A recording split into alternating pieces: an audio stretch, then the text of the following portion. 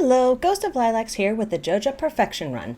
This series was recorded after the 1.6 update. I am playing on the Nintendo Switch with 0 mods. In this playthrough, I'll be catching all fish, cooking all foods, completing the museum, etc. I will not be completing the community center. This is not a speedrun or a seeded playthrough. I'll be playing at my own pace while utilizing some traditional methods of money making. Let's get started. Winter's chill had passed over and spring had returned to the valley on day 1. Jody's husband Kent had returned from military service and introduced himself. I'm sure I'll see him around. Gus sent me the recipe for cranberry sauce, and I was notified the cost of materials at Robbins and Clint's had increased. My morning was spent clearing weeds and debris from my farm. I really wish I had more winter seeds to plant last year, because the hoeing and watering for the remainder of my crop field would be a pain. Ah well, I planted my 100 cauliflower and many strawberry seeds. I stopped in town and bought a variety of seeds, including the garlic seeds that were new this year. I picked up the special order, a curious substance. The wizard wanted an ectoplasm, a ghost drop. I planned on stopping by the desert this week, and hopefully I would find it in the Skull Caverns. I traded a prize token for some mystery boxes and was back to the farm. I need more iridium to upgrade my tools. This gold quality stuff isn't cutting it anymore. Hopefully a trip to the desert would mean more iridium for tool upgrades. I managed to get everything planted and most of my farm cleaned up before heading to bed. My strawberry sweetheart asked a great question on day 2. She wanted to know my strategy for optimizing the farm this year. Well, I wanted to upgrade all my tools to iridium quality and get my island farm fully up and running. Maybe add some more buildings around the farm. My pig started truffle hunting the previous day, but I hadn't time to craft any oil makers. I was running low on hardwood, so I could only craft 2. I sold 1 truffle for the collection and processed the other into oil. It was a good luck day, and I crafted some explosives for a desert trip. I wanted to get to floor 100 and needed plenty of time, so I warped over. It was a great day. Ladders were fairly easy to find.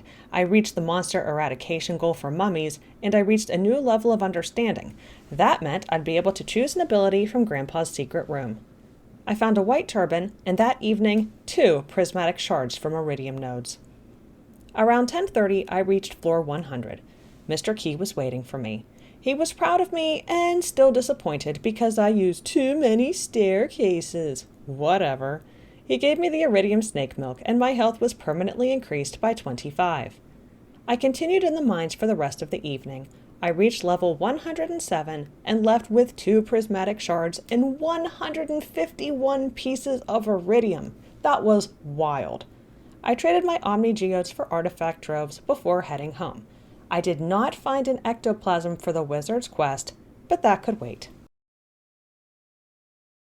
On day 3, Sandy sent me some tom kha soup. I wish I would have stopped to say hi to her yesterday. I started my farm tours and realized I hadn't visited Grandpa's secret room. I chose the farming mastery and obtained the iridium scythe. I tested it on my beloved spring onions. Ah, so satisfying. I stopped by the raccoons, who had another baby. They wanted carrot juice and pickled kale. No prob, I have kale growing right now, and I had carrot seeds to put in the greenhouse. Speaking of, I made quick work with my iridium scythe as my greenhouse was full of produce ready to harvest. I planted carrot seeds and it was time to leave the farm. I dropped off some artifacts at the museum and had Clint open the artifact troves and mystery boxes. Just a lot of different stuff, but nothing as useful as the ancient seed I obtained. I stopped in my farmhouse and Morrow invited me to watch a comet with her at midnight tomorrow. That would be exciting. I sold a bunch of rings I had obtained and headed to the mines. It was monster musk time. I wanted to get that ghost's ectoplasm. After a few hours, I found it. I wasn't going to let the musk go to waste. I worked on shadow brute eradication until it was midnight. I left the mines, and Mara was waiting by her telescope. She invited me to check out how beautiful it was. It was very pretty. She asked me to make a wish, and I wished for us to grow old together. Would you look who was lighting up the night sky? Good old Marilda, still searching for intelligent life outside of the valley. And who could blame her?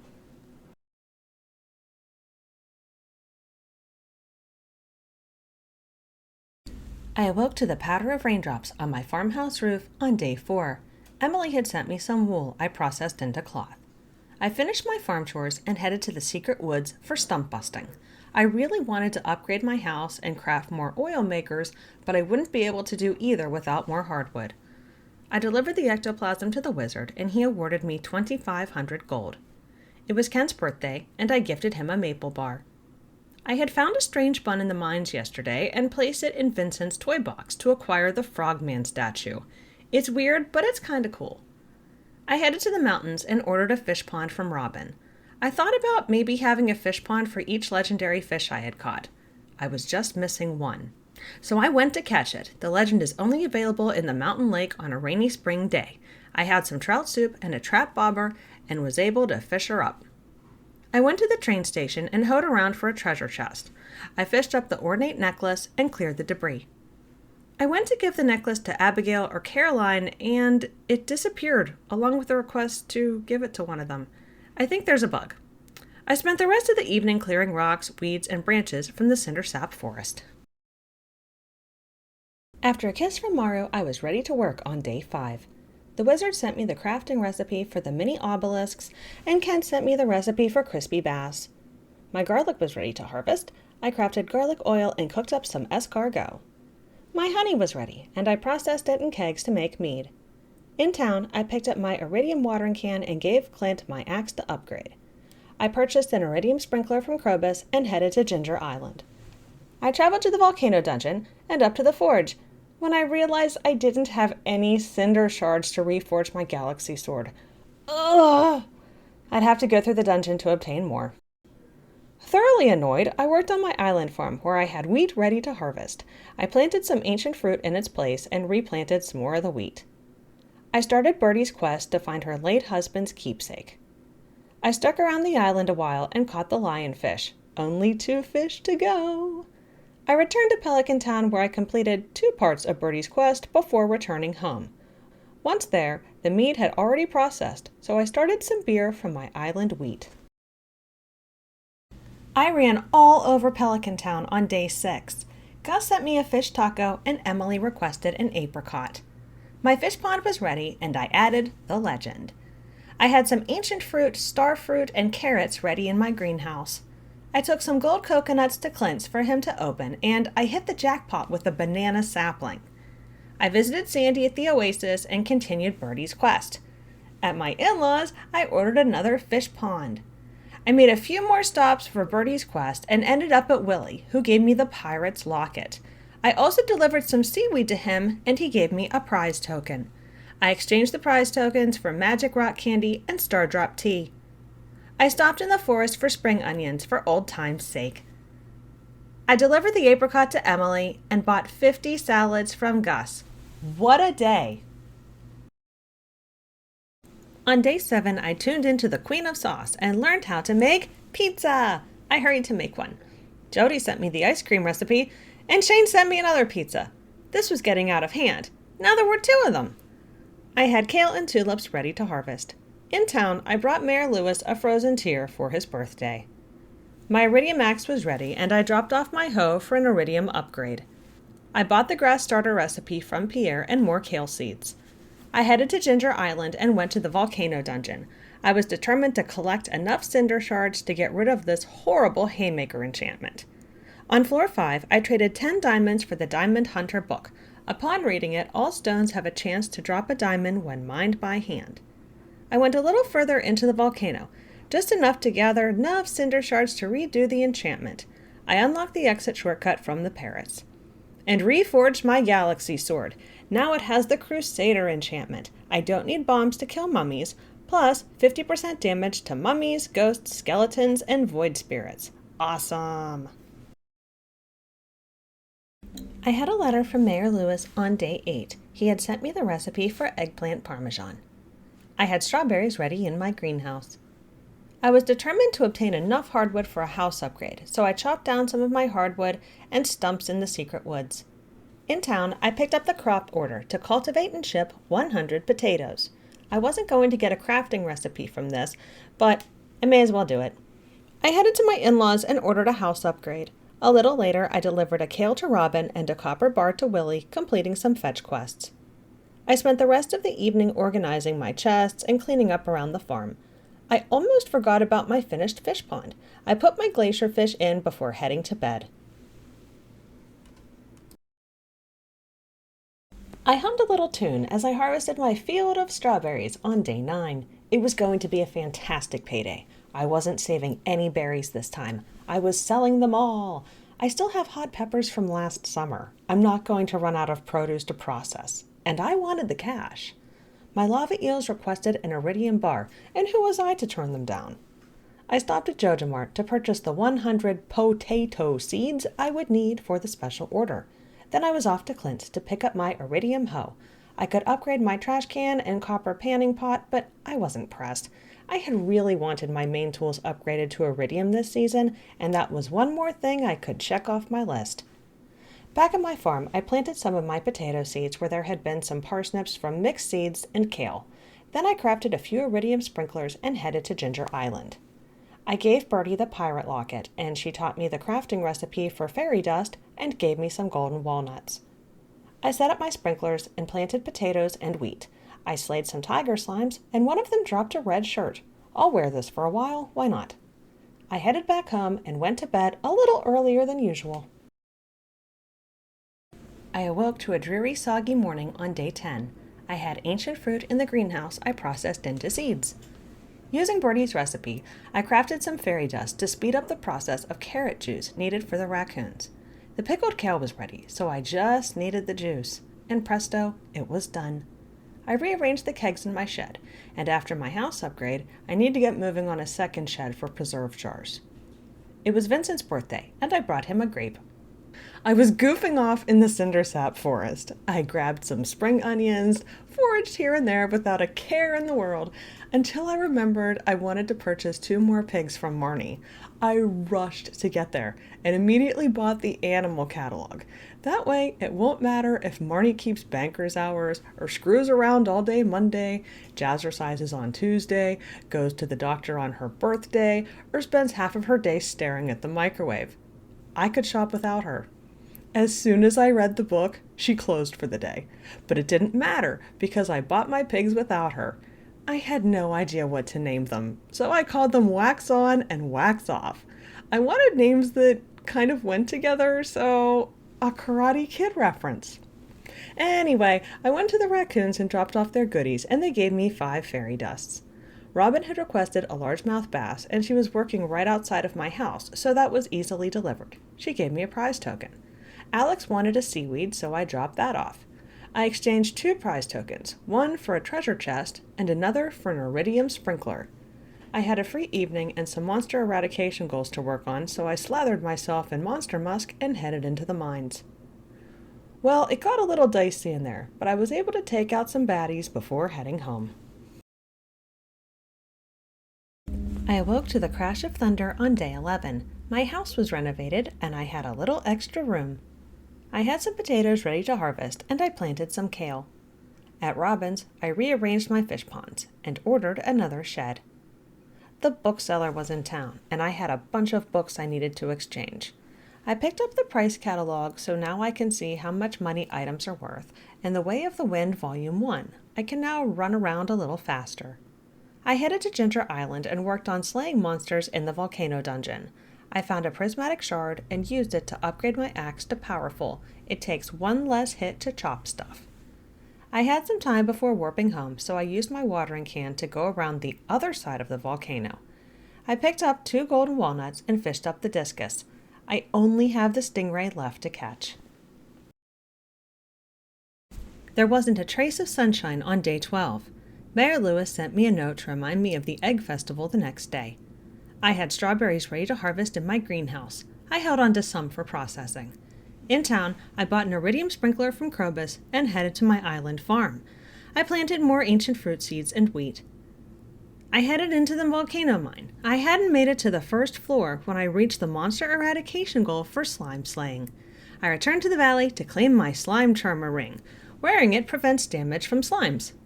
I sprayed on some monster musk and spent the rest of the evening taking out shadow brutes. The loot drops were primarily metal bars, including a pair of iridium bars. I wanted to keep going, but I knew I'd have a big harvest tomorrow, so I returned home. My cauliflower, strawberries, and kale were ready to harvest on day 13. I saved the regular quality goods for processing. If I was going to have sheds full of both kegs and preserve jars, it would make more sense to have an excess of goods to process after all. I had reached a new level of understanding, but I wouldn't have time to visit Grandpa's secret room until the next day. It was time for the egg festival. I bought the flamingo, plush bunny, some plants, and a pastel banner. Oh yeah, and 200 strawberry seeds. I chatted with my neighbors and participated in the egg hunt. I won a prize token for finding the most eggs. When the festival ended, I planted some of my new strawberry seeds and saved the rest for next year. Sure, I could keep turning mine into seeds, or I could just make it easy on myself and buy some. I was confident I was going to have an excellent payday, so I wasn't pressed at spending some of that money. On day 14, I tuned in to the Queen of Sauce and learned how to cook hash browns. Mayor Lewis sent me a note informing me of the upcoming Calico Desert Festival, and I was kind of excited for it. At Grandpa's secret room, I chose the Combat Mastery, as I'd really like to obtain the Fairy Box Trinket to help me recover some health in the Volcano Dungeon. It was Haley's birthday, and I brought her a coconut. I went to Robin's and rearranged my buildings again. I swapped my shed so the empty shed was close to my farmhouse and the keg and preserve shed was near my greenhouse and fish ponds. I still need another shed, but this was a good start. I traveled to the desert to exchange jade for staircases. I returned home and moved my smelting station into my new shed. I wasn't thrilled about this setup, but I wanted to try it at least for now. I added a chest with crafting essentials and connected them with my workbench. I got to work crafting all the stuff I had been putting off. I ran out of hardwood, so I didn't get to craft everything I wanted to, but I had put in a really good dent into what I needed for completion. It was getting late, so I stopped for the evening. I could always pick it up another time. The first day of the Calico Desert Festival was day 15. Before heading out for the fun, I checked the special order board. And I don't want to do either one of these. If I get leeks for Granny Evelyn, she gives me a coffee maker. If I grow more potatoes and brew them for Pam, I get access to a fishing television station. I'm just not interested. I wanted to take in all of the sights and sounds of the festival, but I really wanted to get into the Skull Cavern. First, I picked up my free cactus. And then I foolishly let Emily plan an outfit for me. She's supposedly super into fashion, but this is a yabba dabba don't. Ignoring my Fred Flintstone cosplay for a moment, I took the trivia challenge and answered all the questions correctly. I hit up a garbage can, literally, and calico eggs flew out. I chose the Deep Dive Spelunking Challenge. I just had to reach level 30, and I'd acquire a bunch of calico eggs, the currency at this festival. There are weird guidelines about the mine challenges, like every 5 levels your egg rating increases, if you interact with the Calico Kitty statues, good things can happen, or bad things, it's a whole thing. All you need to know is that eggs are good. I was super excited to test out my enchanted sword. Those mummies didn't stand a chance. I didn't need to blast them away, my sword did the heavy lifting. One of the kitty cat statues increased the amount of serpents, which was awesome, because that was a monster eradication goal I hadn't finished. That afternoon, I found 2 iridium sprinklers in a chest. Yes, please! I would set these up on my island farm for sure. I reached level 30 that evening and pressed on. I was glad, too, because I found a seed maker I would also send to the island. I left the cave very late, with an egg rating of 23. Not too shabby. My greenhouse was full of strawberries on day 16. I had a little time before leaving for the desert festival, so I crafted a variety of things. Some pathing, light sources, rings, and fish bobbers. Then I showed off my sweet, sweet dance moves to my loyal steed Maple instead of getting on the dang bus to the desert. Finally, I arrived, and I just had to see what the fashionista with the Lista Emily had for me. Some sort of skeleton outfit with a ball cap. I didn't hate it. I accepted the deep dive quest again. I wanted to see what the shops were selling, and I purchased a cute chicken decal with some calico eggs. I went into the caverns, and it was a pretty good day. I found my first trinket, the basilisk paw, immune to debuffs. That was fine, but not what I was looking for. I found an auto petter, and generally speaking, I'm not a fan of them. I'd rather pet my animals. But on days where I wanted an early start to work on the volcano dungeon, I would definitely be glad to have one in my barn just in case. I finished up the challenge and stayed in the mines. I found a chest with some warp totems that would send me back to my farm in a jiffy, but it was pretty uneventful. I left with another egg rating of 23. Before I left the festival, I exchanged some of my Omni Geodes for artifact troves I could have Clint open sometime after the festival. I had strawberries, kale, cauliflower, and potatoes ready to harvest on day 17. It was the last day of the festival, so I hurried to finish my farm chores. I made a quick stop by Joja Mart to pick up 100 kale seeds to fill in some empty spaces. I had a boatload of calico eggs, so I perused Pierre's wares, where I purchased a version of his store's sign. I imagined the day once I reached perfection, maybe I would buy out the general store from underneath him and hang the real sign up in my home. Until then, I'd have to settle for the knockoff. Emily hooked me up with some Shane cosplay, a tunneler's jersey, and some relaxed fit shorts. Not bad, I'd definitely rock the shorts. I accepted the deep dive challenge and headed into the cavern. I picked up some explosives in a chest, but didn't have the best luck. Nearly every kitty statue I activated gave me eggs or monsters. More serpents, skeletons are after you, more bats. I had enough fun for one evening, and headed out. My rating was only 18 today, but that was fine. I traded the rest of my eggs for strawberry seeds and headed home. I had to visit my island farm on day 18, but I had a lot to do around town first. I harvested ancient fruit in my greenhouse and reached a new level of understanding. I headed to Robin's to get my house upgraded. A cellar would be added and I could start aging my cheese and wine. I visited Grandpa's secret room and chose the mining mastery. Clint opened some artifact troves and I donated one to the museum. I only have 4 artifacts left to find. I traveled to Ginger Island and worked on my island farm. I harvested the potatoes I needed to complete the special crop order. I searched for some golden walnuts and unlocked the farmhouse, and more importantly, the shipping bin. I shipped the potatoes before visiting the frog who lived in the nearby cave. He wanted to see specific crops grown on the farm: melon, wheat, and garlic. I planted some garlic seeds today, so those would be ready soon. I obtained 10 walnuts for showing him those crops and used them to repair the bridge and free Professor Snail from the cave. I had been finding fossils around, so I donated those and completed his island survey for more golden walnuts.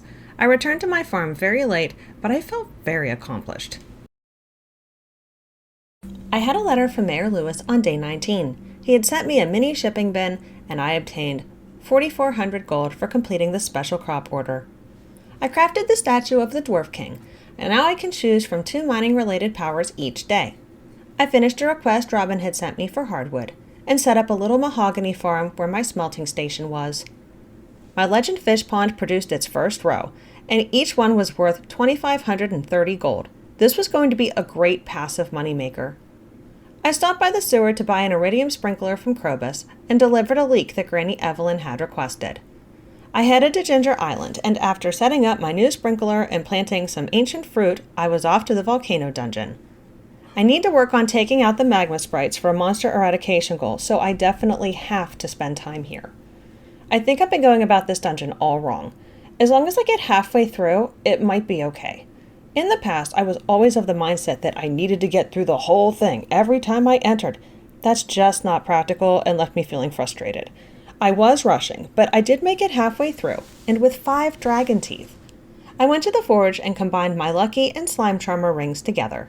I also forged a ruby onto my galaxy sword, increasing the damage. I was going back to the island on day 20, but farm chores came first. Strawberries and fruit trees were ready in my greenhouse, along with a random red cabbage I grew from a seed a serpent had dropped in the Skull Caverns. My little pigs were all grown up and ready to truffle hunt. I would need more oil makers to process all of the truffles I would obtain from wax on and wax off. I crafted a mini forge. I won't need to travel to the island for any forging. I would put it to use later that night. I was off to Ginger Island to plant more ancient fruit seeds and look for golden walnuts in the volcano dungeon.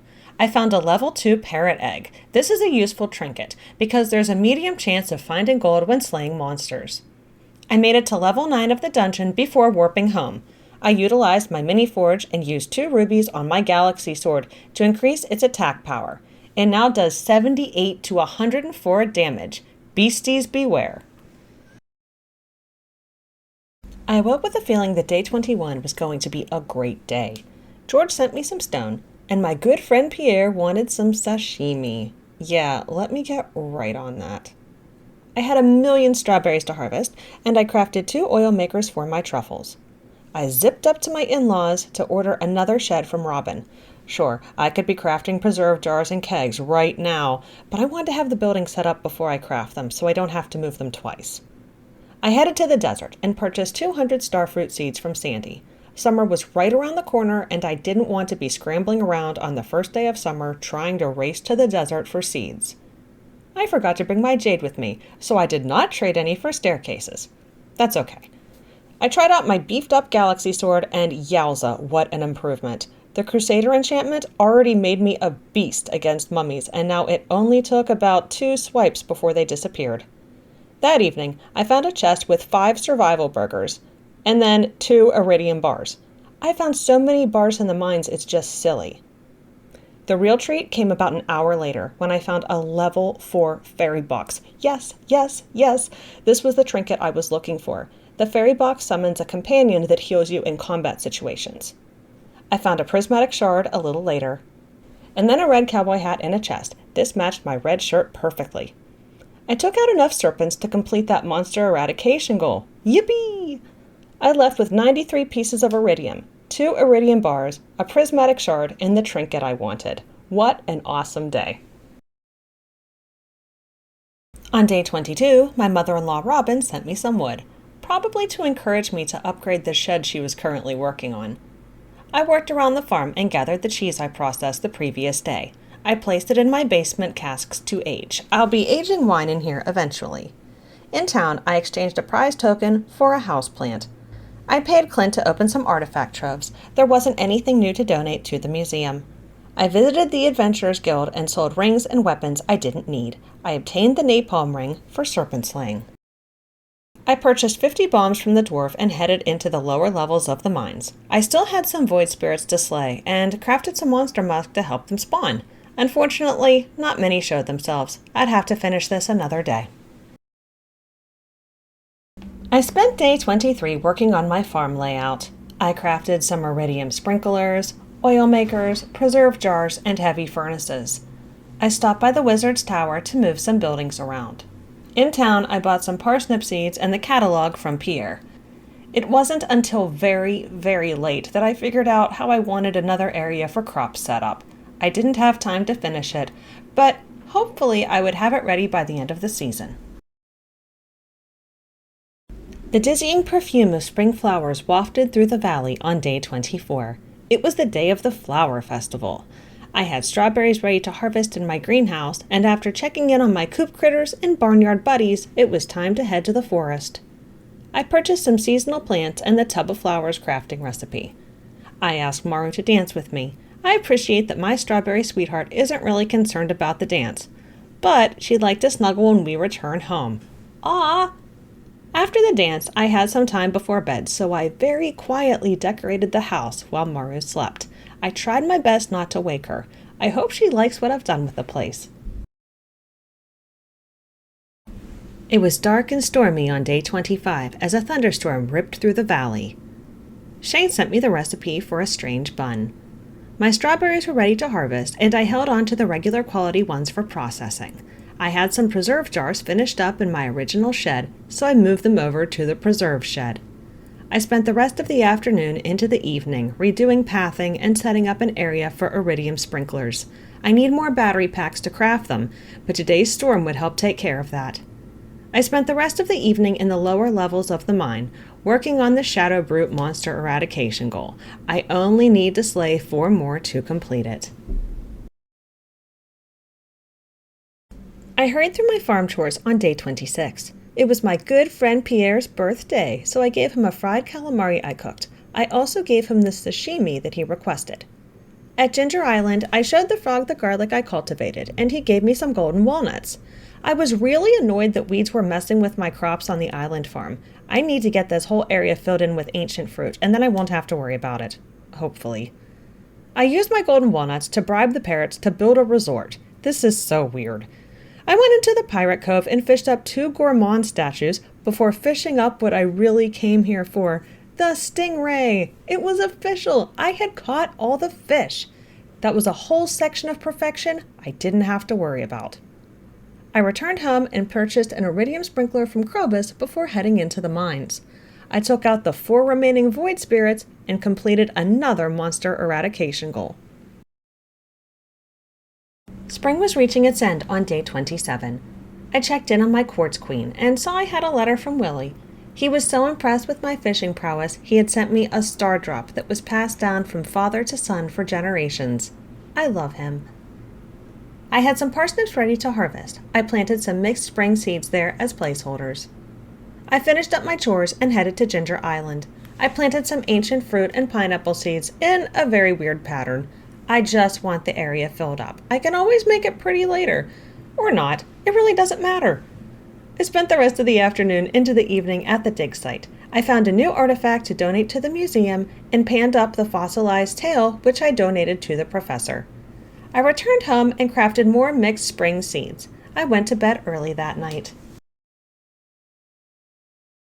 On day 28, I tuned in to the Queen of Sauce cooking program and learned how to make the Lucky Lunch.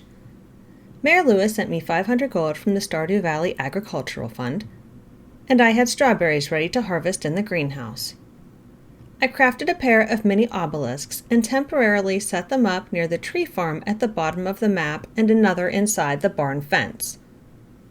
I donated the last bone to the museum, only 3 artifacts left. I traveled to the desert where I traded jade for staircases before heading into the caverns. I still needed to slay Pepper Rex dinosaurs. I did not pack any monster musk, and that was a mistake. I did not find one dinosaur. I did find a prismatic shard and later some bombs. Before I left the desert, I traded my Omni Geodes for artifact troves.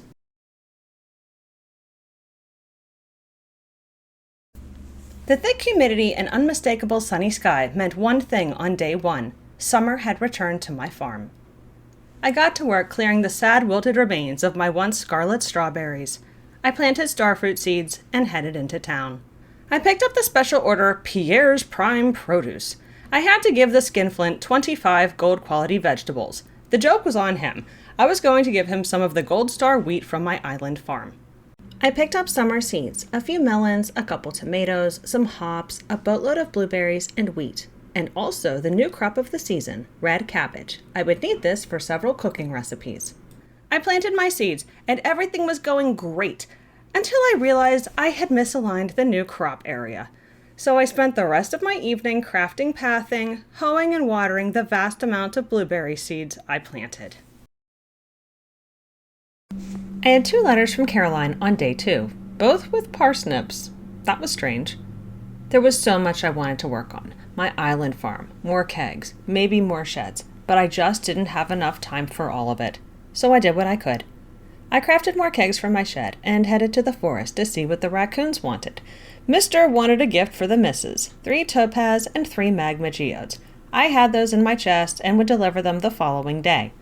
Back at my farm, I crafted a beach totem and headed to Ginger Island.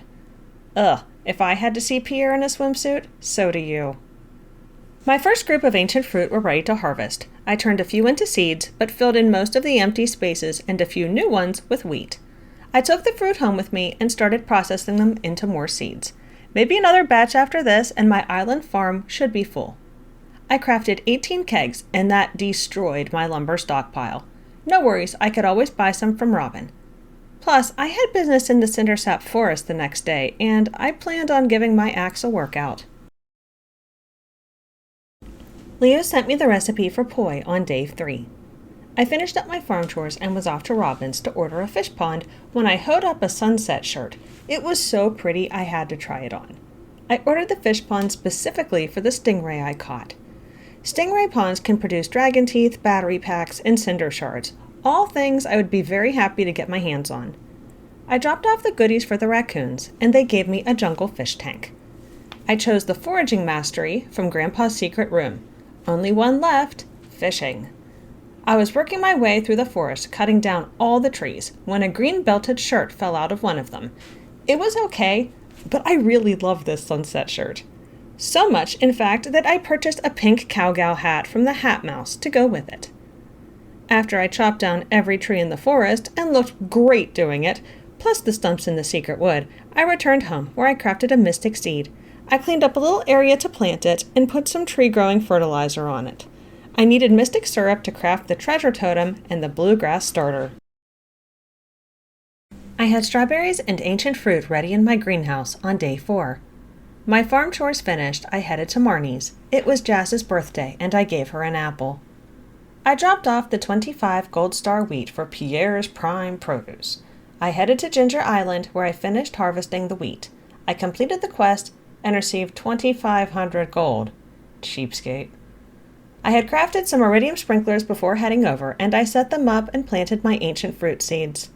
That afternoon, I unlocked the trading hut. I traded mussels for a mango tree sapling. I headed to the dig site, where I found fossilized ribs I donated to Professor Snail, and the palm fossil I needed for the museum in Pelican Town. I played around in the volcano dungeon, hunting magmathrites, until it was time to return home. Before heading to bed, I planted the mango tree in my greenhouse. My fish pond was finished on day 5, and I hurried to put my stingray inside. I finished up my chores and crafted another mystic tree seed and added some tree fertilizer to it. In town, I brought some geodes to Clint. I knew I was missing the dwarvish helmet, and I hoped it would be revealed. It was! I donated it and the palm fossil to the museum. Now the only fossil I was missing was the ancient drum. It's most commonly found in frozen geodes, so I'd have to dedicate some time looking for it. I bought an iridium sprinkler from Krobus and headed to Ginger Island. I had ancient fruit and pineapples ready to harvest. I turned my pineapples into seeds and would turn the ancient fruit into seeds back at my farm. Very soon I would be dedicating my kegs to ancient fruit wine. Later that afternoon, I traded bone fragments for the banana pudding recipe at the island trader. I headed home, and a loud explosion woke me during the night. An anomalous weather reading was detected on the morning of day 6 that only meant one thing: green rain tomorrow. Demetrius sent me a letter requesting a pufferfish. He wanted to study its toxicity levels. I hope he isn't thinking of dabbling in poisoning me. I couldn't worry about that now. I had some hot peppers to harvest and some ancient fruit in the greenhouse. I turned them back into seeds and hoed up some of my strawberries to plant the ancient fruit. My banana tree had produced fruit, so I grabbed one to take with me to Ginger Island. At the island, I presented the banana on the banana shrine, and Totally Not Donkey Kong came out and gave me a few walnuts. I planted some ancient fruit seeds and put some hardwood fence around my farm to hopefully keep the weeds at bay. That evening, I heard strange music coming from the cove.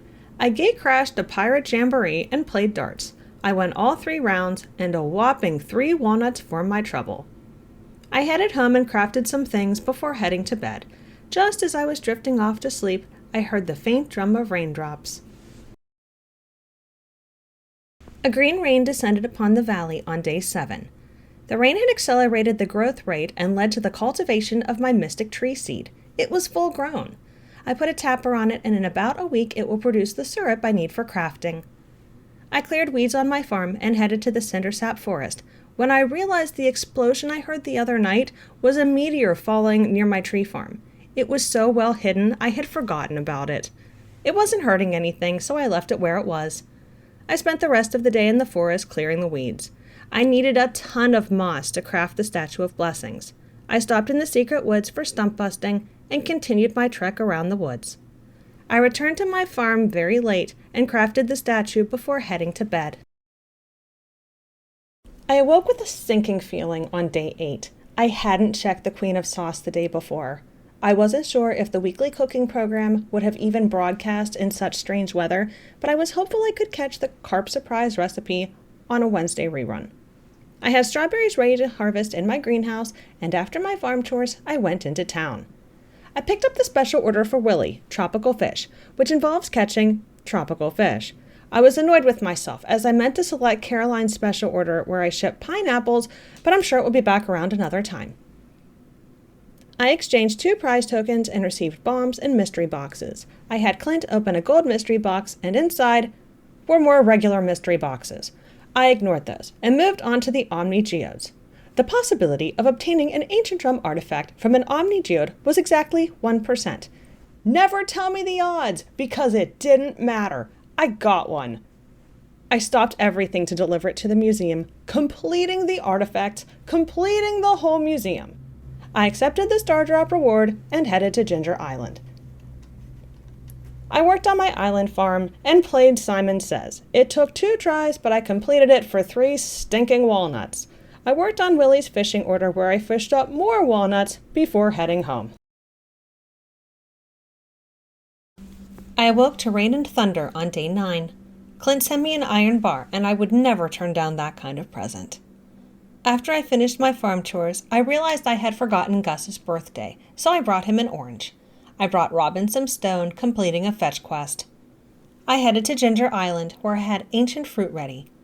I used golden walnuts to unlock the mailbox, and I spent some time digging around for more golden walnuts. That afternoon, I fished up a fossilized spine and turned it in to Professor Snail, completing the mammal fossil. I earned some walnuts and another banana sapling. I fished for the rest of the evening and caught enough blue discus fish to finish that portion of Willie's special order. Just stingrays and lionfish remained. I tuned into a rerun of The Queen of Sauce on day 10. Not sure why I thought the recipe would be carp surprise, but I was surprised to learn the complete breakfast recipe. It was Mara's birthday, so I cooked it up and gave it to her. Clint sent me a gold bar, and Mayor Lewis wrote to remind me of the beach luau tomorrow. I had red cabbage ready to harvest. I planted more blueberry seeds and some mixed seeds. I had a bunch of kegs ready and started some ancient fruit wine. I had Clint open some gold mystery boxes, and I obtained a magic rock candy and golden pumpkin. At Ginger Island, I had 3 of the 4 gems needed for the gem bird puzzle, so I brought some with me, and with the power of elimination, I completed the puzzle and was awarded golden walnuts. I asked the birds to build a warp tower that would take me directly to my farm. Then I entered Mr. Key's walnut room. I accepted the Skull Cavern Invasion Challenge. I need to make it to floor 100 in 5 days. 4, I guess, since I'm attending the luau. I'm going to need to do a bunch of these challenges to unlock more crafting recipes. I checked out the perfection tracker, and I'm pretty pleased with my progress. I spent the rest of the evening working on Willie's special order. I fished up my first golden animal cracker. I'll give it to my legend fish pond to permanently double the rope produced. I finished Willie's quest and was awarded 2,500 gold. I returned home, fed the cracker to my fishies, and headed to bed. I had a letter printed on Joja stationery on day 11. It was from a Joja Special Services Division representative named Fizz, who wanted me to meet him at the island.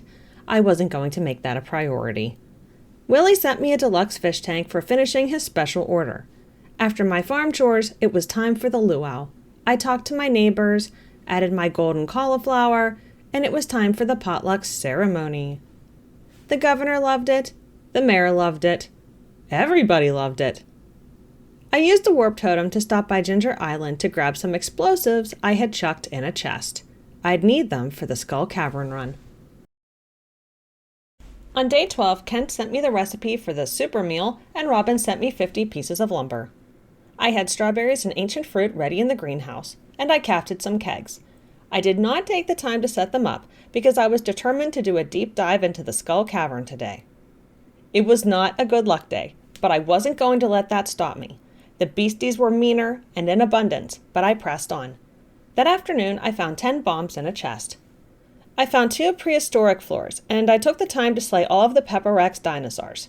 I'm confident I put a nice dent in the monster eradication goal. It was getting late, and I was grateful for the staircases I had stockpiled. I reached level 100, and an auto petter was waiting for me. I may as well put this in my coop. The challenge was complete, and I would travel to the island the next day to pick out some rewards. I had hops, melons, and peppers ready to harvest on day 13. I crafted 2 crystallariums to farm jade. There would be a few more walnut room challenges that required descending into mines, and I didn't want to face them without a fair amount of stairs. In town, I picked up a quest for Kent, who wanted seaweed. I wanted to increase our relationship, so I ran home to grab some and a star drop tea. He was not home. Annoyed, I went to Ginger Island and found him there. I dropped off the seaweed, gave him the star drop tea, and a sweet pea flower. We're pretty good friends now. I had ancient fruit and pineapples ready to harvest at my island farm. I checked the perfection tracker. Nice. I picked up some crafting recipes, deluxe fertilizer, and the heavy tapper. I processed more pineapples into seeds and planted them. Before returning home, I headed to the dig site. On the way, I hoed up the snakehead fossil and donated it. Only 2 left, the snake vertebrae. I tuned into the Queen of Sauce and learned how to make the maple bar on day 14. My mystic tree had produced syrup that I shipped for the collection. I had starfruit and blueberries ready to harvest. This was going to be an enormous payday. I crafted a crystallarium for rubies and headed to the desert trader to exchange jade for staircases. I traded in some prize tokens for some fairy dust and iridium bars. I arrived at Ginger Island and didn't have any crops to harvest. I spent the afternoon and evening hunting for golden walnuts. I unlocked the Parrot Express and later took the fast travel transport back to my island farm to warp home. That night, the wizard's ex-wife flew over my cuckoo's nest. My coop, rather. I guess she figured out who stole the magic ink.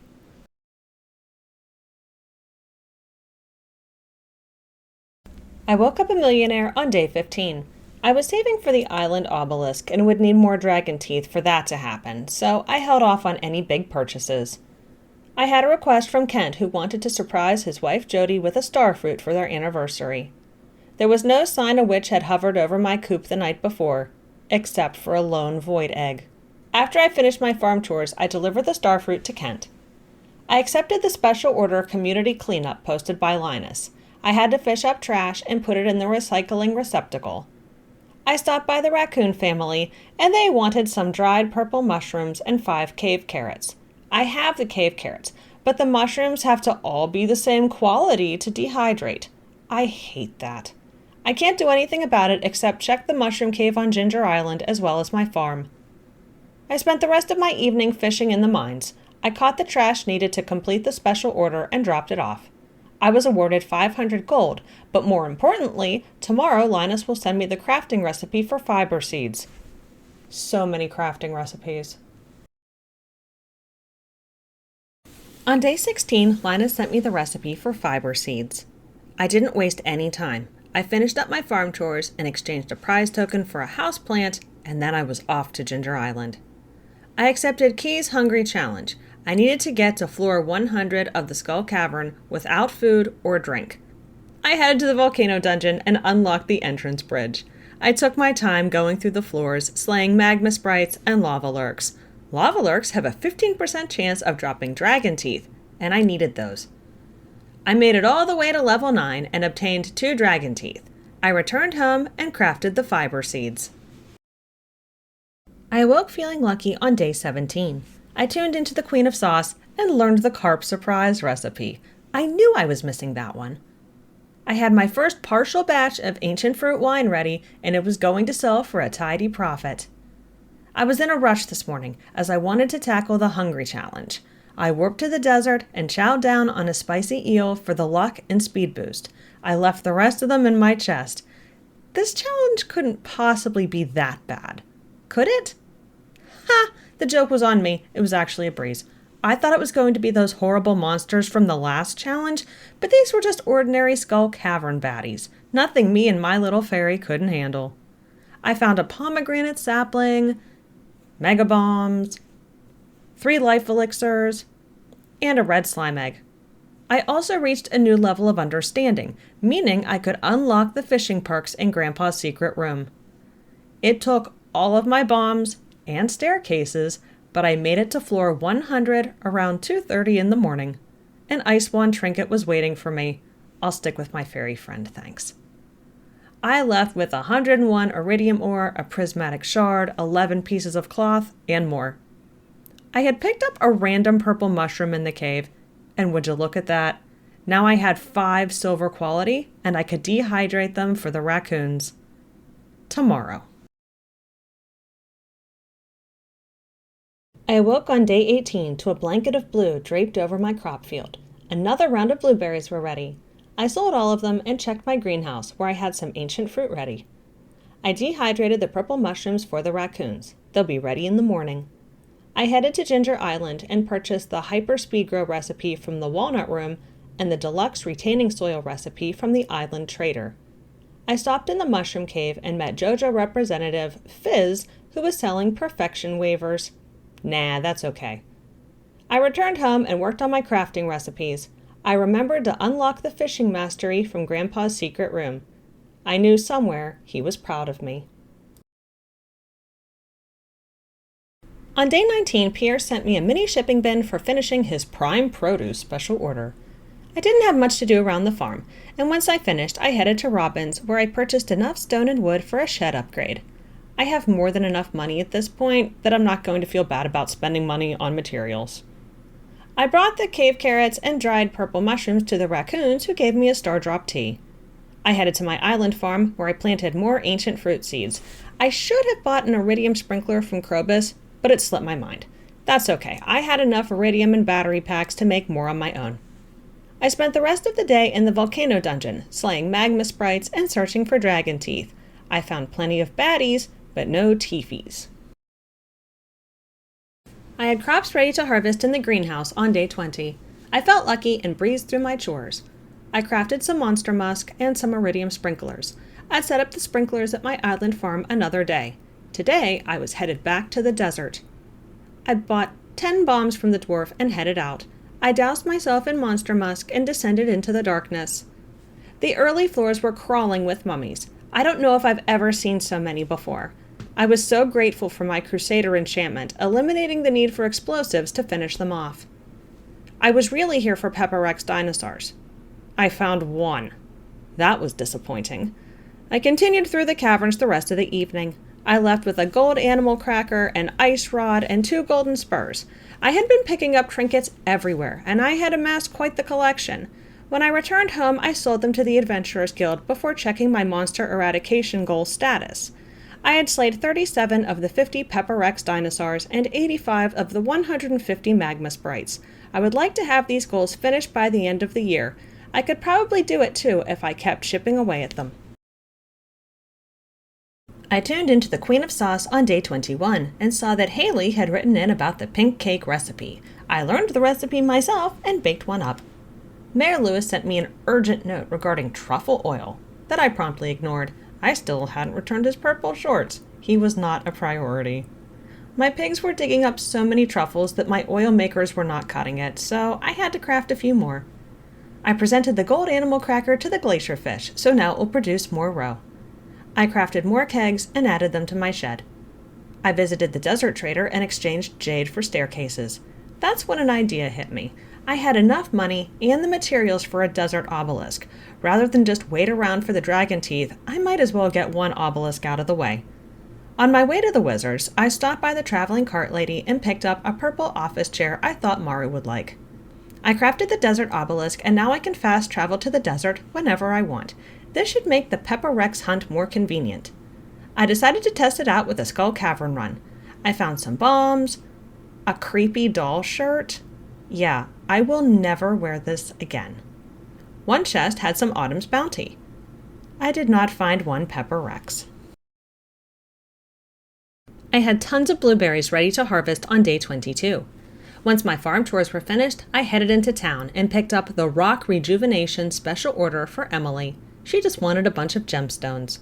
At my island farm, I harvested the last of my wheat and planted ancient fruit and pineapple seeds. In the Walnut Room, I accepted the Danger in the Deep challenge. This one was going to be fun. I had to travel to the bottom of the regular mines, except now there were wild monsters and environments to face. I headed home right away to get started. I had a full week, but I wanted to collect a fair amount of radioactive ore while I was there. This was needed for smelting into bars, shipping for the collection, and more than a few crafting recipes. I took my time and made it to floor 13 before returning home. It was a dark and stormy morning on day 23. I had more blueberries to harvest. I had some ancient fruit wine ready, and I put some in casks in the basement to age. It won't be ready for 2 seasons, but I don't need the money immediately anyway. I delivered the gemstones to Emily and completed the rock rejuvenation special order. I was awarded 1,000 gold. I delivered an amethyst to Pam and was off to the mines. I ran into an infested floor, which is never pleasant, but thanks to the slime charmer ring, I wasn't taking any slime damage. I made it to floor 28 before heading home. I picked up an ancient seed, 6 radioactive ore, and 2 golden animal crackers. I gave the animal crackers to my lava eel pond and stingray pond before bed. I had mail on day 24. Emily had sent me a sewing machine to thank me for providing her with the gems for her special order. I had some peppers, tomatoes, and corn ready to harvest along with a bunch of lightning rods. I set up the sewing machine in my utility shed and decided to try it out on a piece of cloth and a diamond from my crystallarium to produce the pendant shirt. I'm not going to be wearing this one, but it is fun to play around with the sewing machine. I had more ancient fruit wine, which I sold. I was headed back into the dangerous mines today, and hopefully getting to floor 40.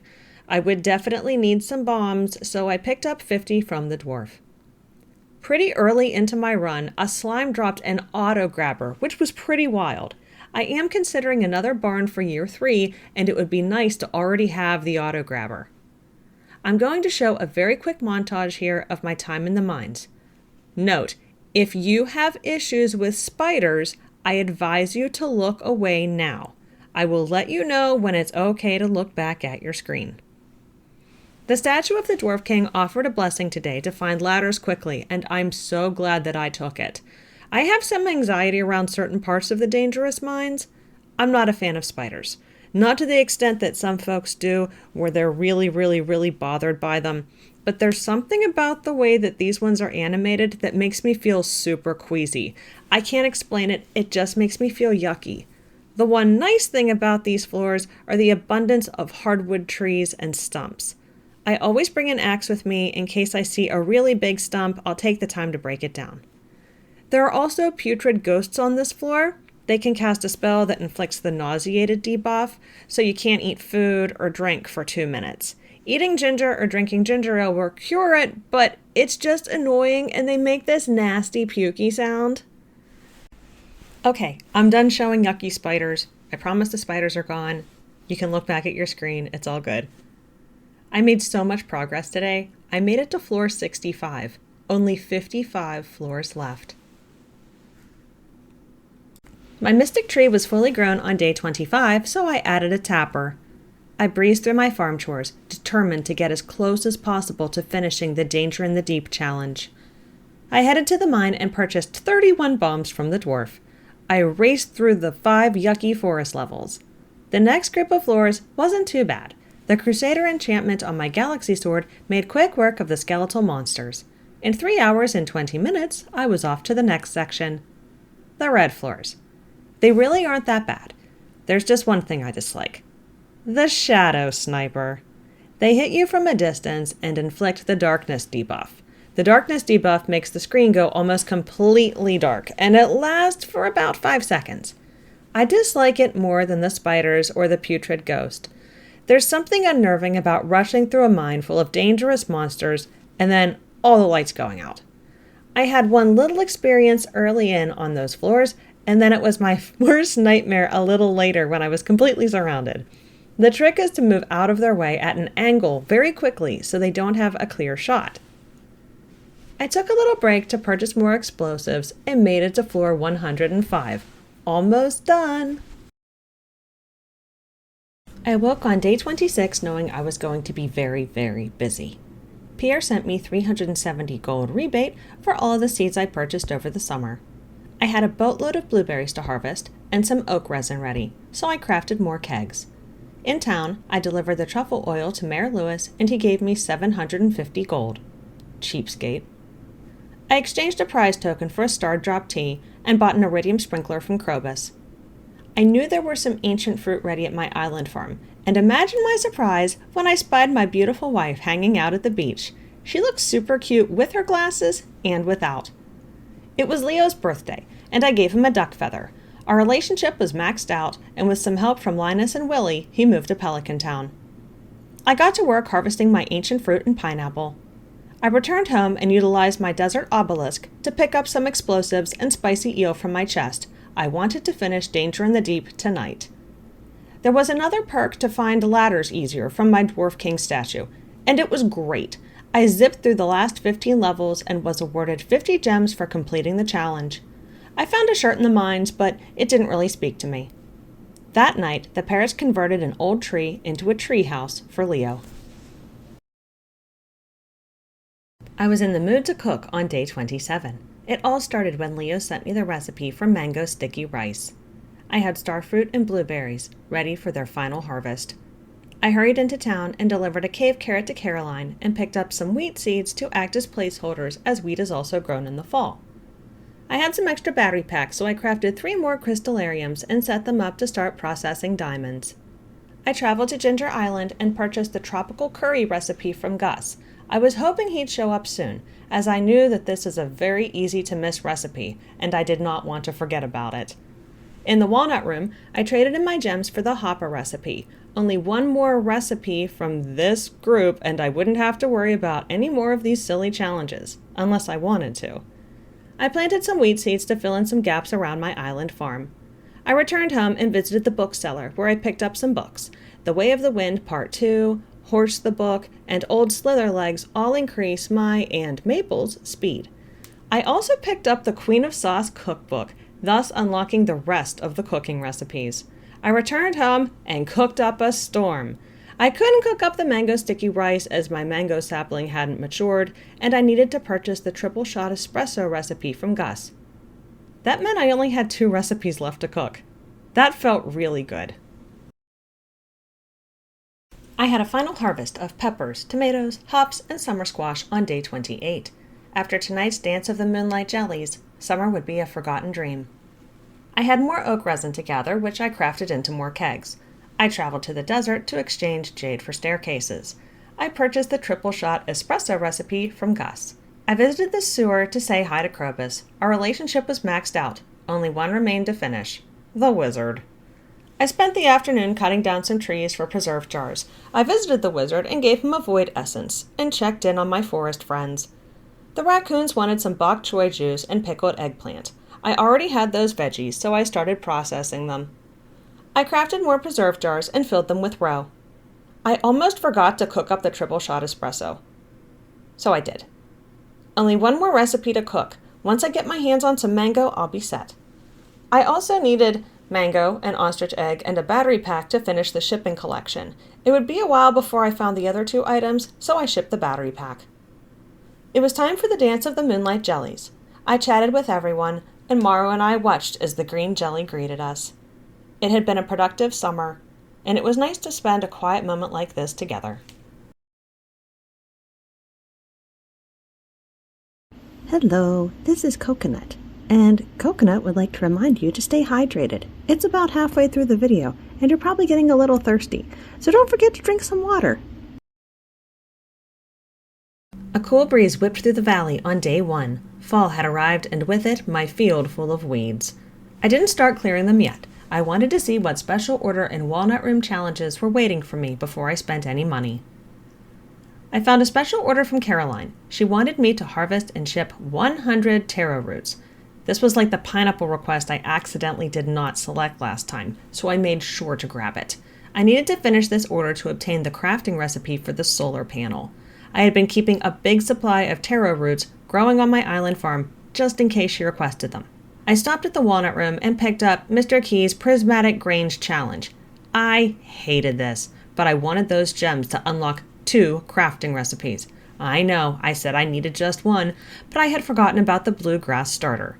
I would need to ship 100 items of each color: red, orange, yellow, green, blue, purple. I wouldn't get paid any money, just gems. I accepted it and welcomed the challenge. And not really. I harvested and shipped the roots. I only needed a few more to complete it. I could trade some bone fragments to the island trader to get a few more another day. I returned to town and purchased a bunch of seeds, initially planning to cultivate them for the Rainbow Grange. After more thought, I would probably just see what I had lying around. It made for a nice variety, though. I picked up cranberries, bok choy, amaranth, and some fairy rose seeds for the honey. It took me the rest of the day to plant my crops. When I finished, I worked on crafting. I made a treasure totem and activated it. I found a T-shirt, as in green tea, T-E-A. It was pretty, but I was going to stick with my current look. I did change into my farmer pants because those night breezes were a little too chilly for my relaxed shorts.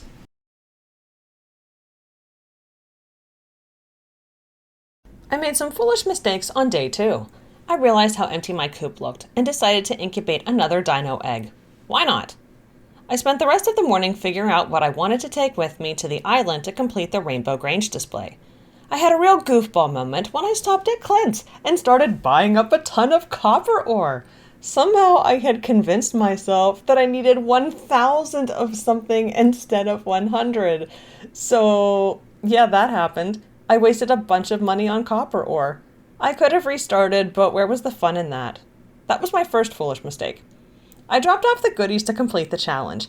I could have used a bunch of different items, but I wanted to use mostly what I had on hand, except for, a whole mess of copper I didn't need to buy. I stopped at the island trader and exchanged bone fragments for taro tubers so I would have enough to complete Caroline's special order. I planted them and dug around the dig site for a while. I seriously considered paying the parrot to give me the rest of the golden walnuts, and used my slingshot to obtain a golden walnut. I really might just pay the parrot. I went the Joja route anyway. I found over 100 on my own. I even played the horrible Simon puzzle. We'll see. I headed into the volcano dungeon. My stingrays wanted a dragon tooth, which was grand because the whole reason I had them in a pond was to give me dragon teeth. They weren't getting one. I needed them for my obelisk. I found a gold animal cracker and took out magma sprites. I found an island warp totem, and once I was home, I accidentally activated it. That was my second foolish mistake. It was so late I couldn't make it back home safely, so I spent my first night away from Maru. I awoke to strange surroundings on day 3. I was in my island home. It would save me the time and money of traveling here later in the day, so I got to work. I gathered some tubers in the volcano dungeon, so I planted them before returning home. My wheat was ready to harvest, and I planted cranberries in their place. I crafted the heavy tapper and put it on one of my mystic trees. It will speed up the rate of producing mystic syrup, and that meant more money. I had given all my fish ponds gold animal crackers, so now all of them would produce double the row. I crafted more preserve jars to keep up. That led me to the mountains, where I cut down some trees and spent the evening clearing part of my quarry. Eventually, I will have to buy more wood, but I'll probably save that for winter. Day 4 was a very exciting day. My first mango was ready in the greenhouse. I could have shipped it, but instead I made some mango sticky rice. I was 100% done with cooking. I brought a void essence and Stardrop tea to the wizard, and I maxed out our friendship. I was 100% done with building relationships and would never talk to anyone ever again. Except Maru, of course. At my island farm, I had a bunch of ancient fruit ready to harvest, and I replanted some. I headed into the volcano dungeon. I still hadn't found some of the secret island notes, specifically the one for the ostrich egg. I slayed magma sprites and collected enough cinder shards to exchange 100 of them for the cinder clown shoes. I went to bed feeling proud of all I had accomplished. During the night, Wax On gave birth to a baby pig. I named Bubbles. The morning of day 5, I had bok choy ready to harvest. I gathered some oak resin and had a ridiculous amount of ancient fruit wine ready in my shed. I crafted more kegs from the oak resin, and soon my shed would be full. I stopped at good friend Pierre's for some cranberry and pumpkin seeds, and the slacker was off at Ginger Island. He had left a note saying, "No cheating." Unlike the shady shopkeeper, I was the pinnacle of honesty and integrity, and bought my seeds. I purchased an iridium sprinkler from Krobus and headed to my island farm. Seeing smug Pierre having so much fun while I toiled away, inspired me to close down the resort permanently. I think it's kind of dumb to take over this deserted island and fill it with a resort anyway. What, is the tourism boom helping the parrots? Probably not. I spent the rest of the afternoon chopping down every tree on the island. I guess I'm kind of ruining the island too. I finally found the secret note I was looking for and used the map to obtain a golden walnut and ostrich egg. The ostrich egg is the only item I need to complete the shipping portion of perfection. But I need the incubator from Professor Snail, and I can't find the stupid snake vertebrae despite my best efforts. There's a 22.5% chance to find them on artifact spots on the west side of the island near my farm.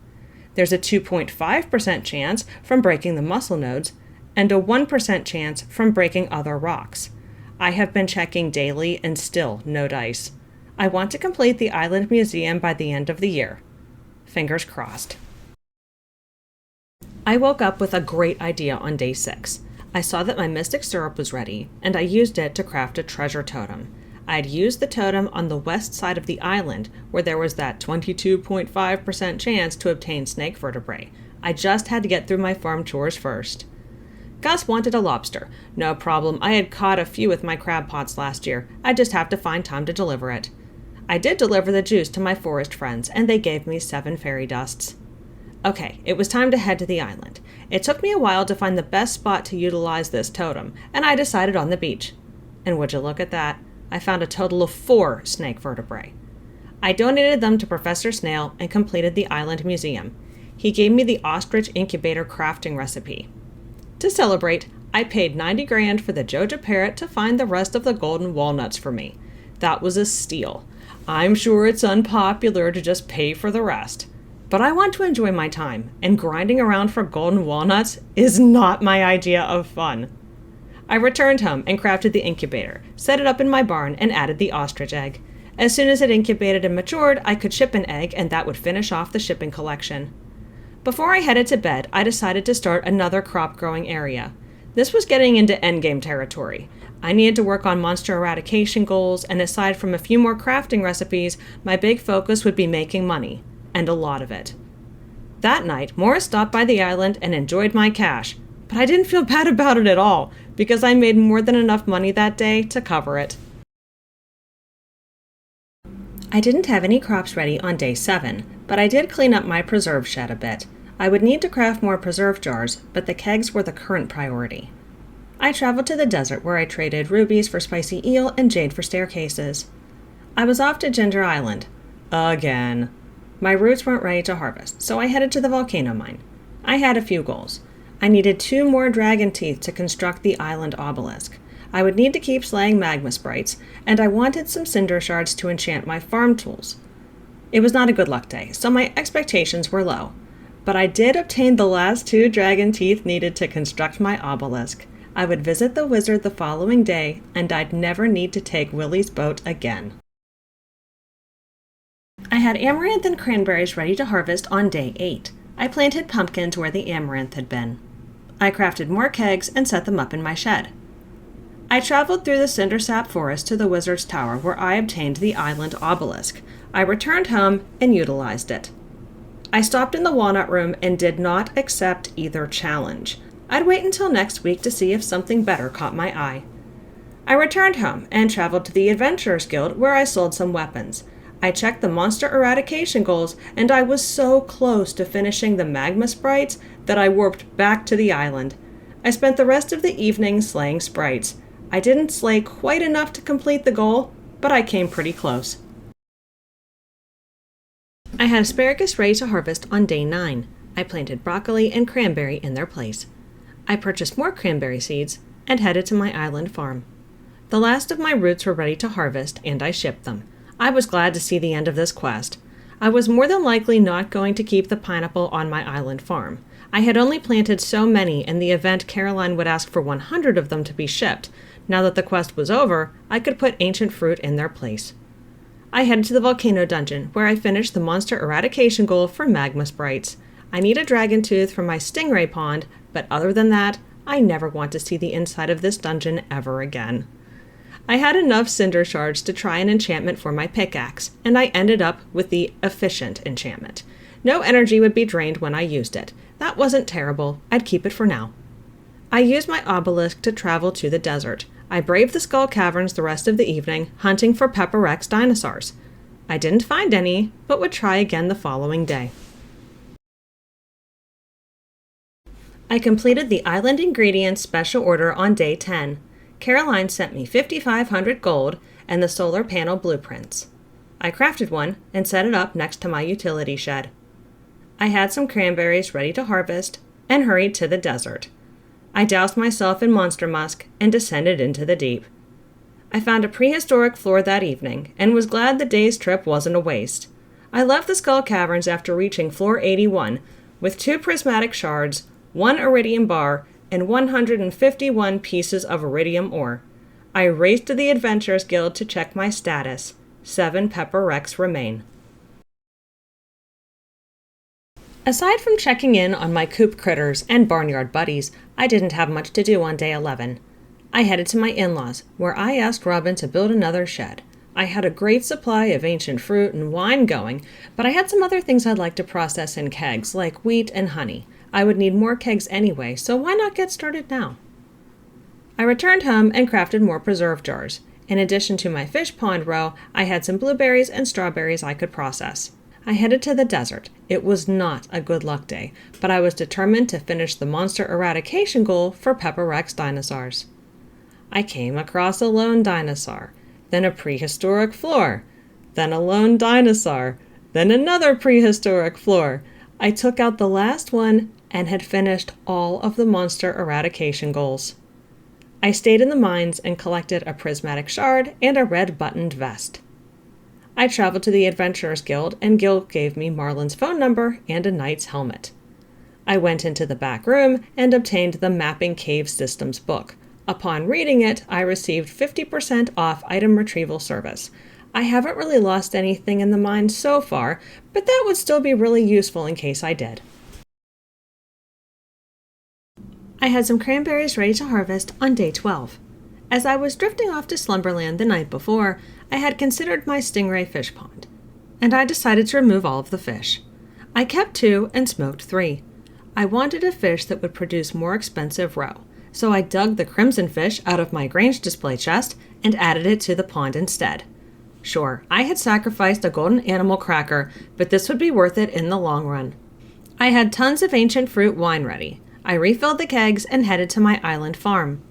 I was going to limit my island harvesting to Fridays, and I wanted to start removing some pineapples. I harvested everything available and crafted a bunch of ancient fruit seeds that I would later plant. I was going to need to do this for my greenhouse, but replace the strawberries. In the cindersap forest, I cut down more trees. I had more oak resin for kegs, but not enough wood to craft them. Once I had an acceptable amount of lumber, I crafted kegs and preserve jars and added them to the sheds. I created another crop area before heading to bed. I planted some cranberries there. With the amount of wine and fish roe I had gathered today, I knew it was going to be my biggest payday yet.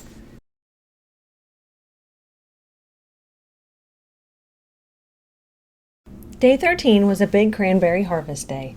I shipped the gold and silver quality for some quick cash and stashed the regular ones away for preserve jars. My first batch of fairy rose honey was ready. I spent the greater part of the morning working on my greenhouse. Goodbye strawberries and pineapples. Hello, ancient fruit.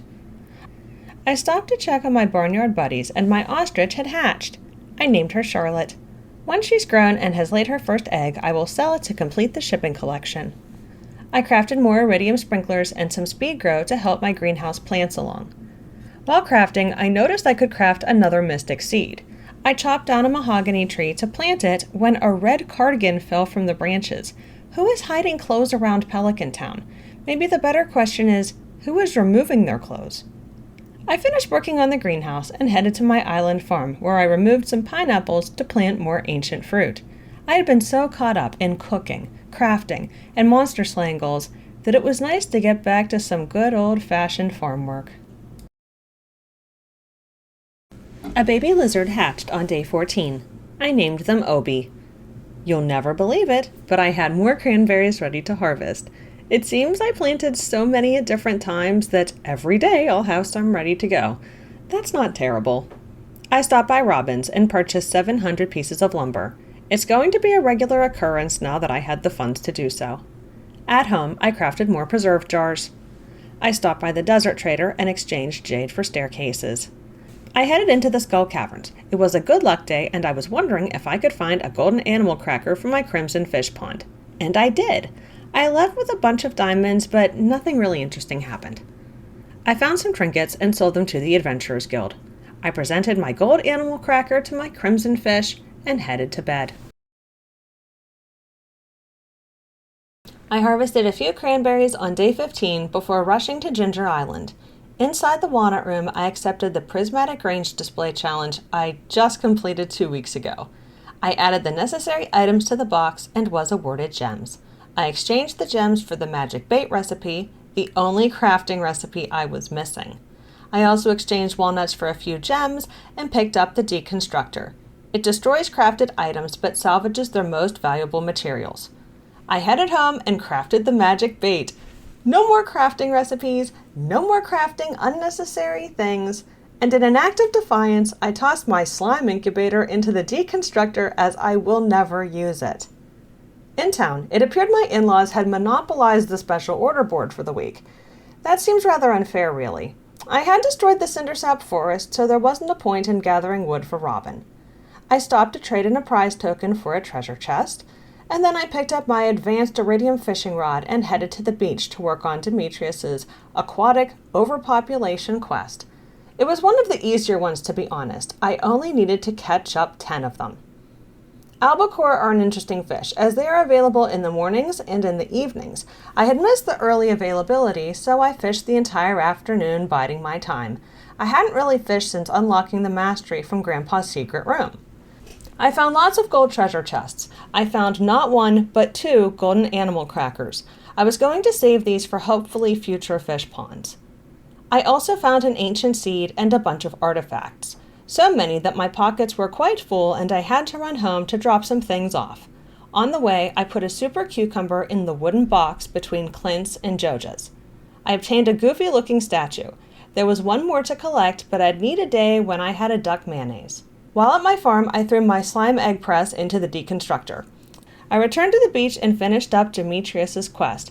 I was awarded 1,120 gold and the fish. I started smoking fish right away on day 16. I wanted to make some extra money from the fish I caught and crafted 3 more smokers. I had some cranberries ready to harvest and took care of my animals. I used my forge to enchant some tools. I added preserving to my fishing rod. I have 50% chance to retain the bait and tackle. I added swift to my iridium hoe. It's now 33% faster. And I added bottomless to my watering can. It has infinite water, meaning I'll never need to refill it. It was time for the Stardew Valley Fair. I spoke to everyone, and Maru hoped we would win the Grange display. I did. I traded in my star points for a prize token. I headed home, and that evening, my solar panel produced its first battery pack. I had cranberries and broccoli ready to harvest on day 17. I had figured out a schedule for myself so I could make better use of my time. I would check my greenhouse on Saturdays, the island farm on Fridays, and refill all of the kegs at the same time. I couldn't do the same for the preserve jars, as row processed at different times, and pickled veggies and jellies weren't on the same schedule either. So I ignored the kegs as much as it pained me and continued on. I did stop at my island farm for a moment just to check if there were any weeds that needed removing. There weren't, and thanks to my warp obelisks, I was in and out within the hour. I headed to the mountains to buy wood from Robin and request a second barn. This barn was going to be exclusively for pigs. Obviously, they can't truffle hunt in the winter, but it would give me ample time to have the barn fully upgraded, and I'd buy them early enough that they'd be fully grown by spring. I delivered a lobster to Gus and placed a duck mayo in a box in the back room of the saloon to obtain pinky lemon. Yeah, that's not the thing of nightmares. I took some artifact troves and gold mystery boxes to Clint. I sold most of the junk he unveiled, but I was happy to see another ancient seed. I traded some prize tokens for an iridium sprinkler and a pig picture. In town, I had accepted a slaying quest for 2 ghosts. I headed to the mines and finished it quickly. I would turn it into the wizard the next day. I sold off some gear to the Adventurers Guild and headed home. I rearranged some things around my farmhouse on day 18, before harvesting even more cranberries. I finally delivered the pufferfish to Demetrius, and while I was in the mountains, I utilized a fish spawning spot. On my way to turn in the ghost slaying request to the wizard, I checked in on my forest friends, who requested 5 periwinkle and a smoked tilapia. It was too late in the day for the fish, so that would have to wait. I turned in the wizard's request and he gave me a prize token. I returned to my farm to set up the crab pots for the periwinkle. In town, I brought the largemouth bass to Jody and Kent, and we had a nice dinner together. I exchanged the prize token for some mega bombs. I picked up a request to slay 8 red slimes, so I headed to the mines. I finished it in no time at all and spent the rest of my evening fishing at the mountain lake. I noticed a house plant I must have found in the mines, so I set it up before bed. Pam had sent me a letter requesting a battery pack on day 19. I had a pair of periwinkle ready in my crab pots, but I wouldn't get to the tilapia today. I crafted half a dozen more kegs, but held off on setting them up. At my island farm, a sea of blue ancient fruit and golden pineapples awaited me. I harvested everything available and decided against removing any more of the pineapple. I was still making money from them, and I would rather have that consistent money than waiting for ancient fruit to grow. I opened my keg shed, and it was quite the sight to behold. I planned on making this my ancient fruit wine shed. If I had hops or wheat or anything else to process, I could use my new shed. I added the new kegs to it and some wheat. This payday was going to be ridiculous. I took some time to organize my utility shed. I had crafted a hopper and hadn't used it. I decided to put my geodes inside and they would be fed through automatically. Unfortunately, I would have to take out the previous item before it would continue to process, but at least they weren't taking up space in one of my chests. I crafted some fiber seeds and set up a little area for them. It was my first time using my hoe since enchanting it, and it was so speedy. I went to bed a little earlier that night.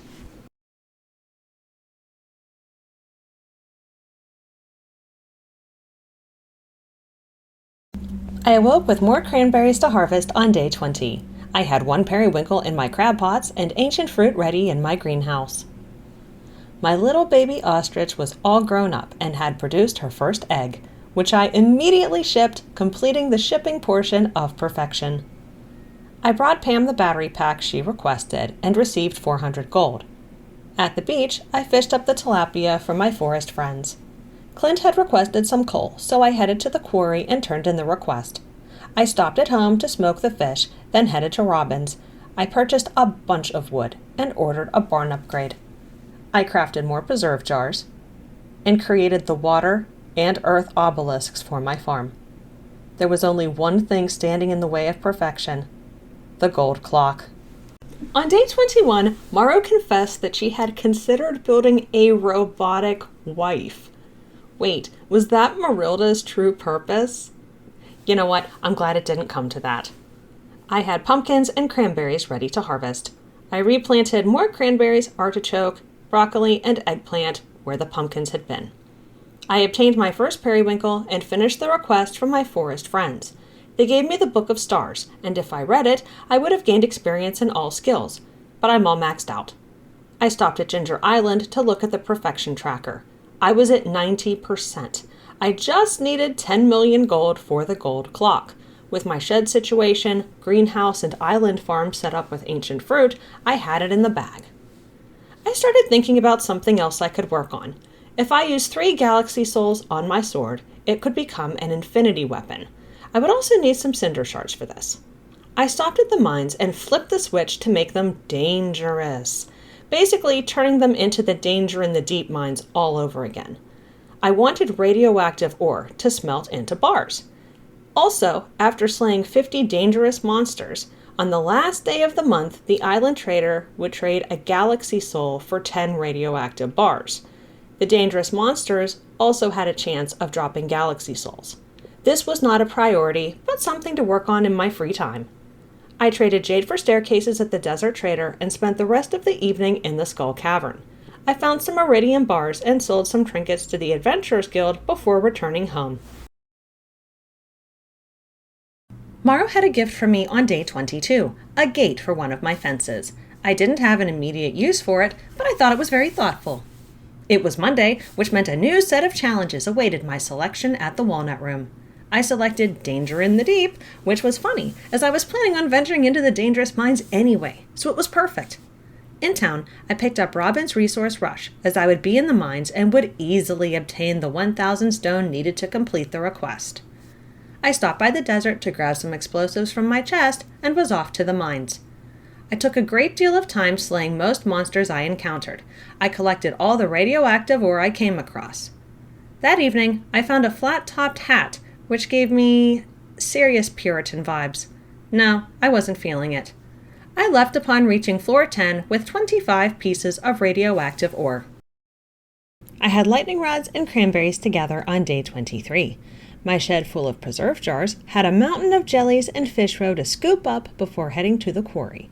I had picked up a fetch quest for Clint the day before to gather coal, so I mined up the last bit and turned it in.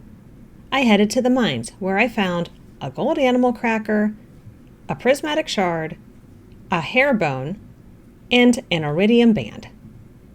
The rest of the day was uneventful. I made it to floor 35 and sold weapons, trinkets, and the iridium band to the Adventurers Guild before returning home. I awoke to another cool and dreary morning on day 24. I had cranberries to harvest and sold them all. I had quite a few stored away for preserve jars, so I wasn't concerned about running out. Speaking of preserve jars, I had a bunch of aged legend roe ready, and I knew it was going to make for an excellent payday. I was back to the mines. I flew through the forest floors, past the skeleton floors, and left having reached floor 85. Like the previous day, I sold some trinkets before returning home. The clouds had cleared on day 25. I had cranberries and my last batch of fairy rose honey ready. I crafted some more kegs and filled them with wheat. I didn't have time to dawdle. I was determined that I could finish Danger in the Deep today. I had a blessing from the Dwarf King statue that would make it easier to find ladders. That afternoon, I found a cute green party hat. I also finished up Robin's Resource Rush and obtained 2,500 gold. I reached floor 120 with some help from staircases during the last 20 floors. I don't feel bad about it. At home, my kegs were ready to be refilled, but I would wait. Friday is the day for refilling kegs and harvesting ancient fruit from my island farm. As I drifted off to Slumberland, I realized that I had a bunch of starfruit in a chest that I had never processed into kegs. I was definitely going to do that in the morning.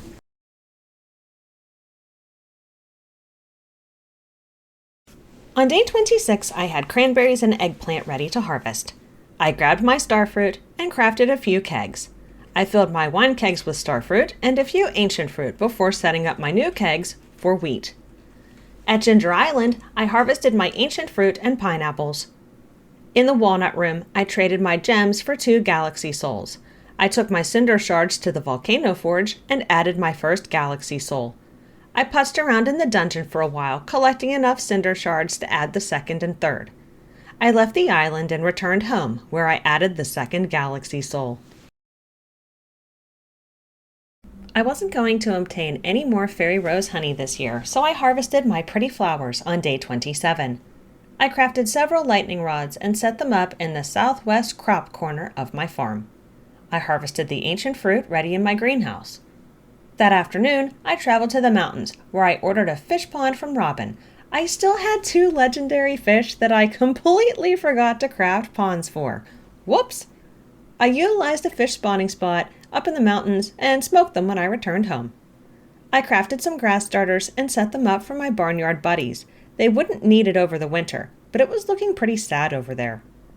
I attended the Spirits Eve festival and purchased a funky purple rug. Demetrius got all nerdy about music, and before he could say, "Did I do that?" I realized we could agree on one thing. Vanilla ice cream paired beautifully with berry cobbler. I went through the maze, which might be more annoying than frightening, to obtain a prize token. I bid farewell to my cranberries with a final harvest on day 28. The air had grown cold, and the elements were starting to do a number on my farm. I crafted a lightning rod to replace a bit of fence that had crumbled. I realized more would need replaced, but for now my oil makers were creating a makeshift fence. I headed to the island trader and offered 10 radioactive bars for the final galaxy soul. At home, I forged it on my galaxy sword and created the infinity blade. I wanted to test it out, so I headed to the desert. I traded jade for staircases and headed into the skull cavern. It wasn't a good luck day, but I refused to believe it. The infinity sword was no joke.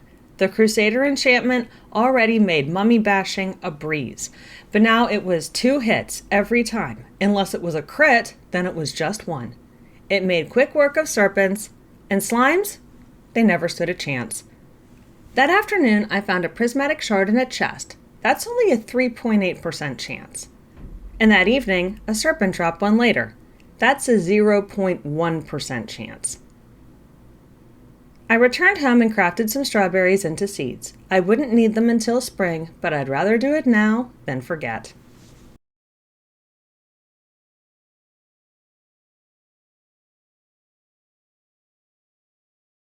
Winter had arrived in the valley, and I couldn't help but feel nostalgic on day 1. It was our wedding anniversary, and although Maru didn't have anything special to say about it, in my heart I was glad we were both happy. I enjoyed that quiet moment before rushing around the rest of the morning. I added the anglerfish to my newly constructed fish pond. Then I headed to Ginger Island, where I did something I may come to regret. I headed to the Walnut Room and spied the crop quest.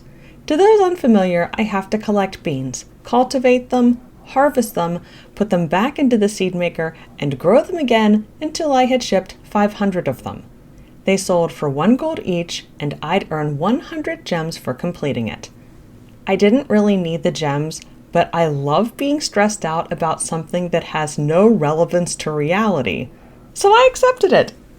I returned to my farm, where I ordered another fish pond from Robin. I grabbed a gold quality horseradish and brought it to Krobus for his birthday. We're besties, but I was stopping by anyway. I made a 10,000 gold donation to the dog statue thingy, and when I sleep tonight, I can change my farming profession to make my crops grow faster, so I'll get this quest finished quickly. Maybe. Back at the farm, I remembered to add a gold animal cracker to my new pond before heading to the mines to buy a bunch of explosives. I was off to the Skull Caverns because I found it's the best place to find the beans that I need to plant. They're a monster drop, they show up in the crate thingies, and they can be mined randomly from rocks. Here's what they look like. They take 4 days to mature, but with the agriculturalist profession, that will be lessened. Plus, I planned on adding speed grow. In the meantime, I would not sell my ancient fruit wine or any other artisan good worth a substantial amount of money. That was going to hurt a little, but it would be really satisfying selling all of it at once after I finished the challenge. I'd just put it in a chest. I found 10 bombs in a chest, and later, a prismatic shard. I left around midnight with the prismatic shard, 14 diamonds, other goodies, and 30 beans. I rushed around at the last minute, planting and watering my beans and adding speed grow. I should have had the soil prepared before I went to the mines, but where was the fun in that?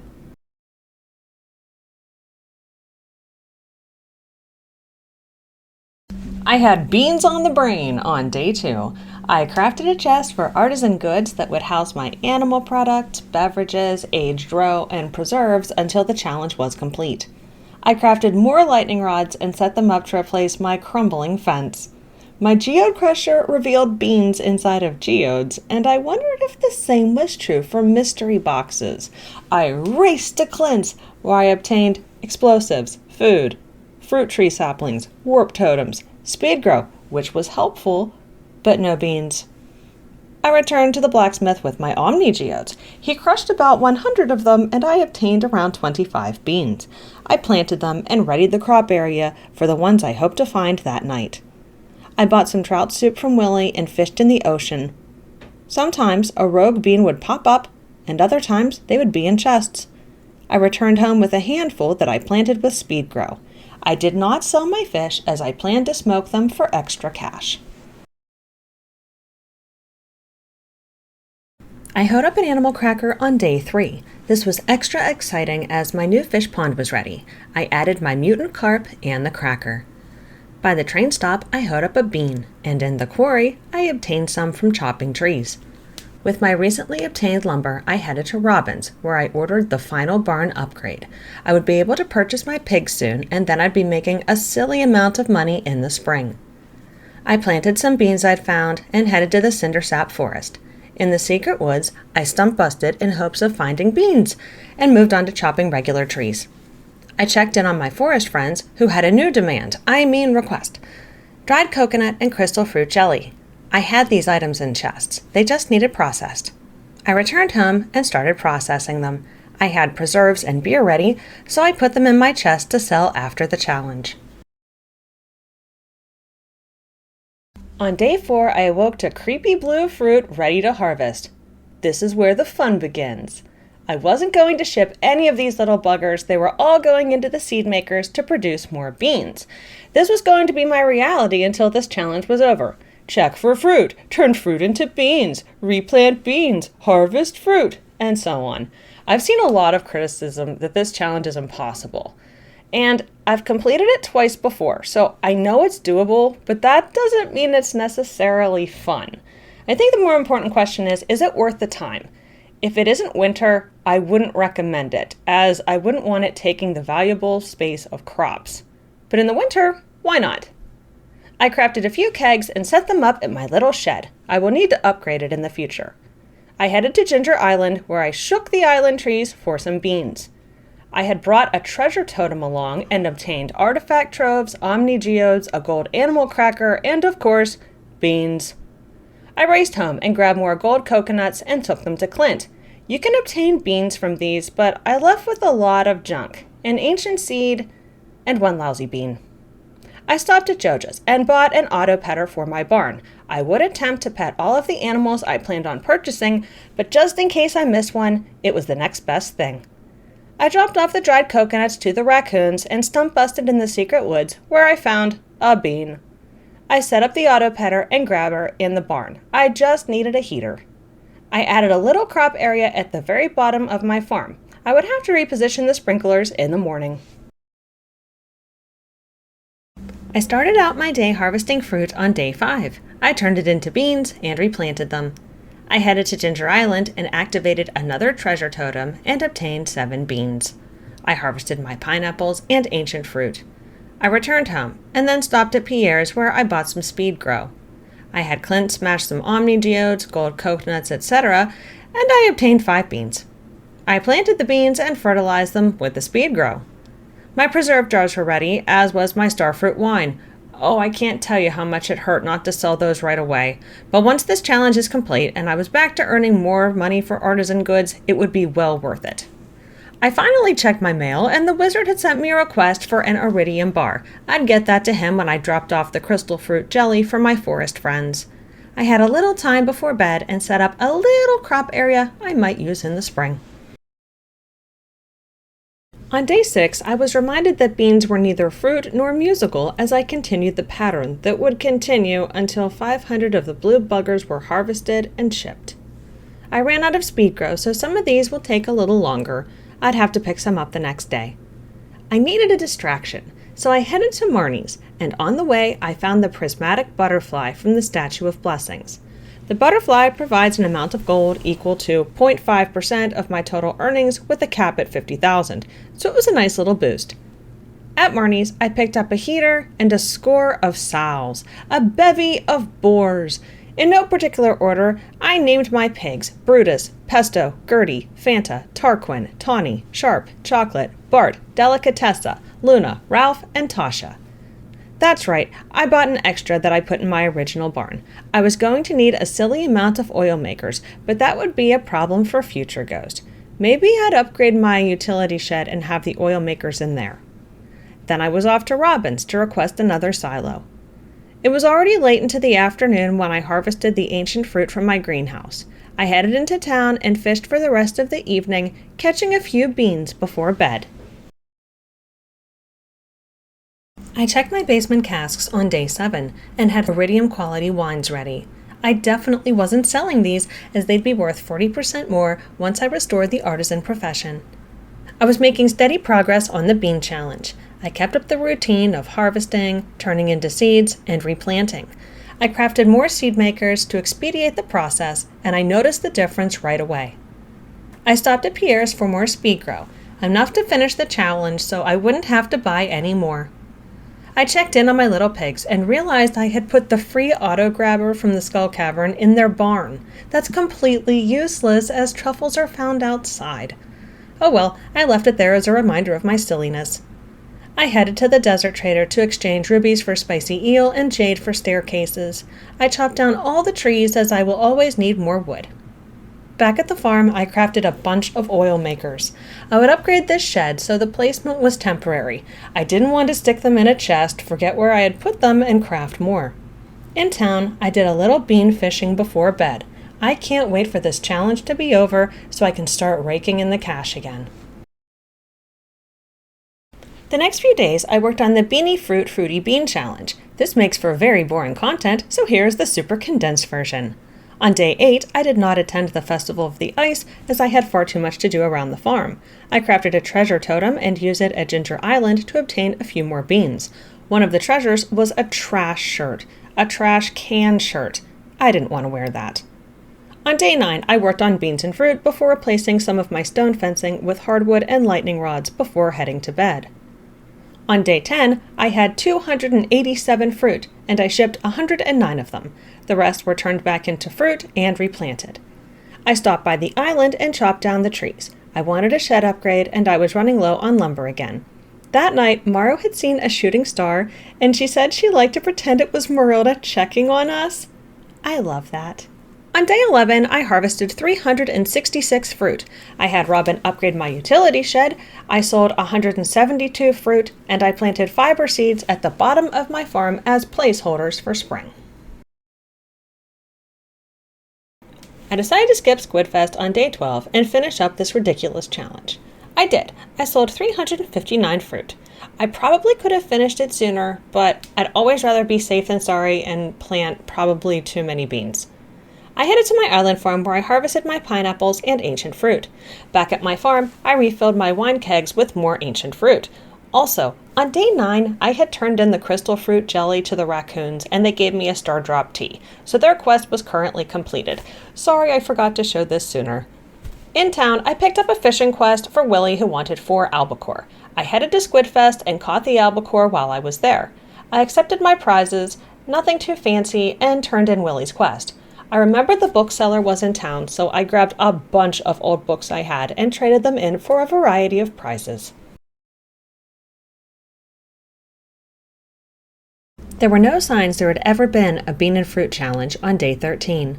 All remaining fruit had disappeared. I had a letter from Willie requesting a lingcod. I could fish that up this afternoon. Rather than waste all that speed grow I planted, I added some mixed winter seeds and powder melon to my crop field.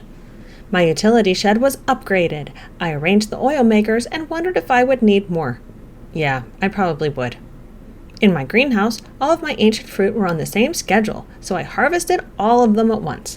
Gold and silver were for selling, and the regular quality would be processed into wine. I headed to Robin's, where I requested my second keg shed to be upgraded. That pretty much drained the rest of my lumber supply. I would need to buy some to craft more kegs, but that could wait. I headed to the sewer, where I donated another 10,000 gold to the Dog of Uncertainty. I'll be able to sell all my artisan goods tomorrow for a wondrous payday. I fished up the lingcod and delivered it to Willie. Back at my farm, I organized my shed some more and crafted a bunch of fiber seeds that I planted. I also crafted a mystic seed and planted it with tree fertilizer. That night, I chose the artisan profession once more. I woke up in a great mood on day 14. Today I was going to empty my artisan chest and sell all my stuff to make tons of money. I headed to the desert to exchange jade for staircases. Then I was off to Ginger Island to pick out some goodies with my gems when I realized I hadn't picked up another request. Aha! Extended family was available. I had 3 days to fish up some legendary fish. I was going to try my best to finish this within the deadline, but if I didn't make it, no biggie. I exchanged my gems for the horse flute, which will allow me to summon Maple wherever I want, including Ginger Island. I also picked up Pierre's missing stock list. I summoned Maple and we rode to the warp obelisk. I summoned her again and we were off to Pierre's. I gave the stingy shopkeeper his missing stock list. Thanks to me, all seeds will be available year-round. Pierre should have given me a gift card or something to thank me, but of course he didn't. I was off to fish. I stopped by Willie's for some trout soup and caught the crimson fish, radioactive carp, and glacier fish junior. Brr, brr, brr. I fished the rest of the night for the legend too, but it stayed well hidden. I would try for it in Ms. Angler another day.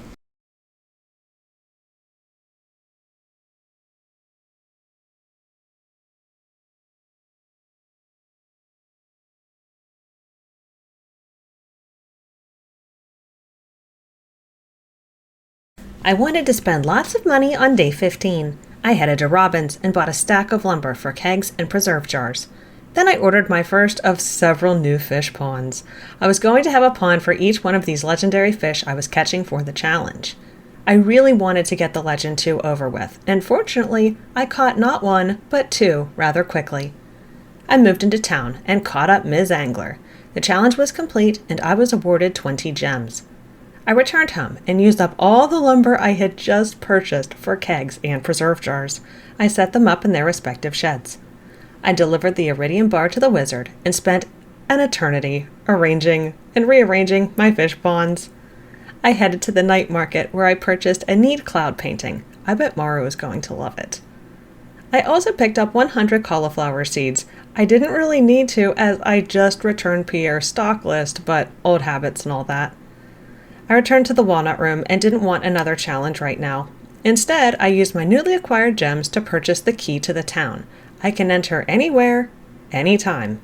That's kind of creepy actually, but it would be really handy if I wanted to deliver something later in the evening. I had a whole lot of nothing to do on day 16. I checked in on my barnyard buddies and was super excited to see that my little pigs were all grown up. They would definitely be able to truffle hunt this spring. I traveled to the Cindersap Forest, where my little forest friend sang a merry tune for me.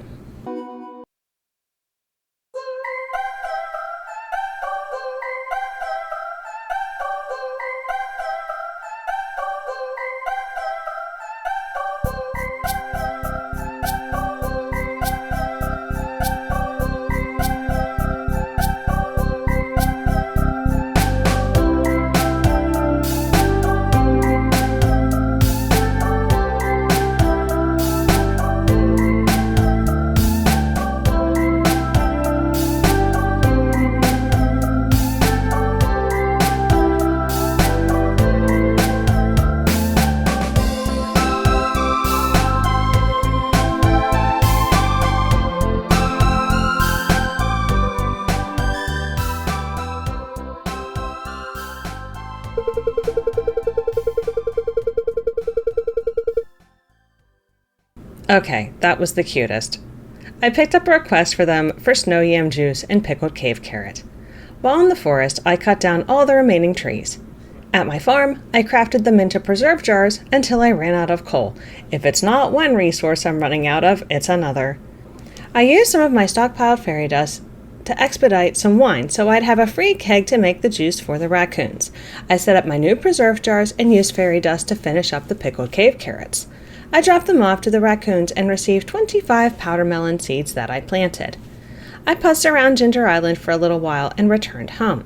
I had some prize tokens to exchange, so I utilized my key to the town and broke into Mayor Lewis's house that night to obtain some mystery boxes, fairy dust, and iridium bars. I stopped by the quarry to mine up some coal before heading home. I had some powder melon and winter forage ready to harvest on day 17. I sold the silver and gold melons and turned everything else back into seeds and replanted them. My new fish pond was ready to go, so I added the Legend 2 and a gold animal cracker. I headed back to my in-laws and bought 2 stacks of lumber from Robin and ordered another fish pond.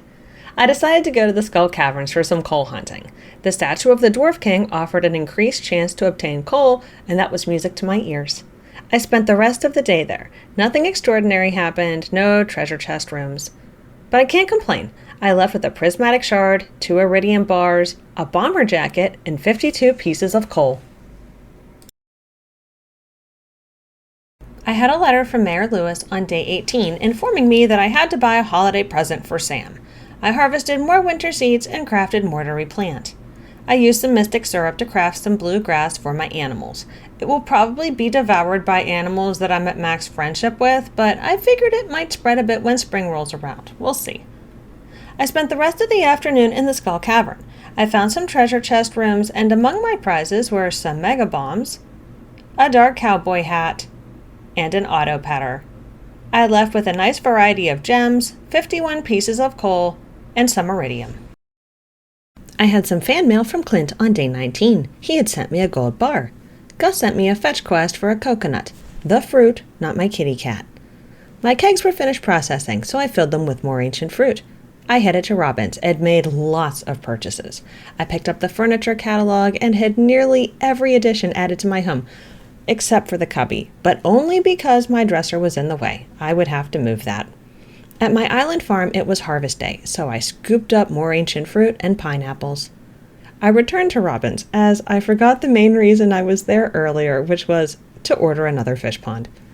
I didn't have anything important to do for the rest of the day, so I started decorating my sheds and home. It was so dark in my sheds, so I was excited to add some wall lights. They were a hassle to hang up, but the effect was priceless. I still wanted to add some wallpaper and flooring, but that would have to wait. I worked on the interior of my home.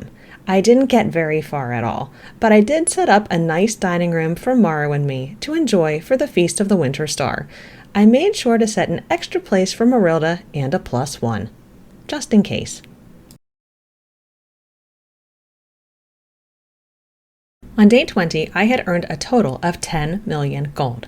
I was really proud of myself and took just a moment to reflect on how much I had accomplished in my almost 2 years on Grandpa's old farm. I didn't have time to be too sentimental, though. I had animals to check on and ancient fruit to harvest in the greenhouse. I spent the rest of my day decorating my house. That wasn't the plan, but time got away from me. I arranged and rearranged furniture and switched out some floors and wallpapers. I didn't really have a set theme. I wanted it to be something that both Morrow and I enjoyed. Morrow was very intellectual and would need bookcases and plants to study. Add in a starry floor and wallpaper, and it would be perfect. I get the feeling that Morrow was more function over form, so I didn't want anything too fussy or frilly. Before heading to bed, I set up some kegs I had crafted and rearranged them. I did not have time to refill them. That would have to wait until tomorrow.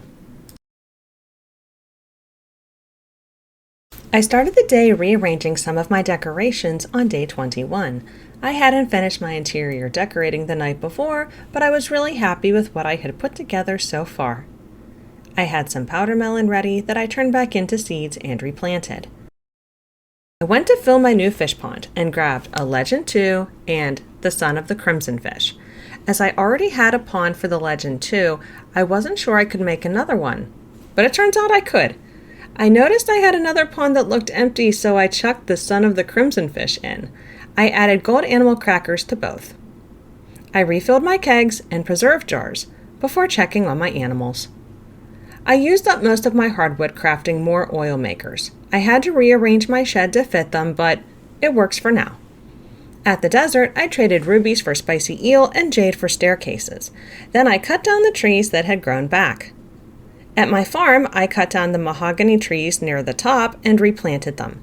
I noticed one of my mystic trees was fully grown, so I added a heavy tapper to get the mystic syrup twice as fast as a normal tapper would. I used some of the lumber I had purchased from Robin to add some pathing around my fish ponds, and then some stone braziers. I think the farm is starting to look a little nicer. I had a letter from Marnie on day 22. She had sent me some hay. I had powder melon and winter seeds ready to harvest, turn into seeds, and replant. I refilled my preserve jars and headed to Ginger Island. I did not accept any challenges from the walnut room, but took time to chop down some trees. In town, I delivered the coconut to Gus. I accepted Clint's special order, Cave Patrol. I needed to slay skeletons. That would be fun. I sprayed myself in monster musk and descended into the deep. Ooh, fun! I had forgotten that I had decided to change the mines to the dangerous mines. The baddies were a little scary, but nothing I couldn't handle. In less than 6.5 hours, I was done, and awarded 6,000 gold. I had acquired 8 bone swords and sold them to the Adventurers Guild. Before heading to bed, I set up a cursed mannequin a skull dropped, along with the trinket shirt.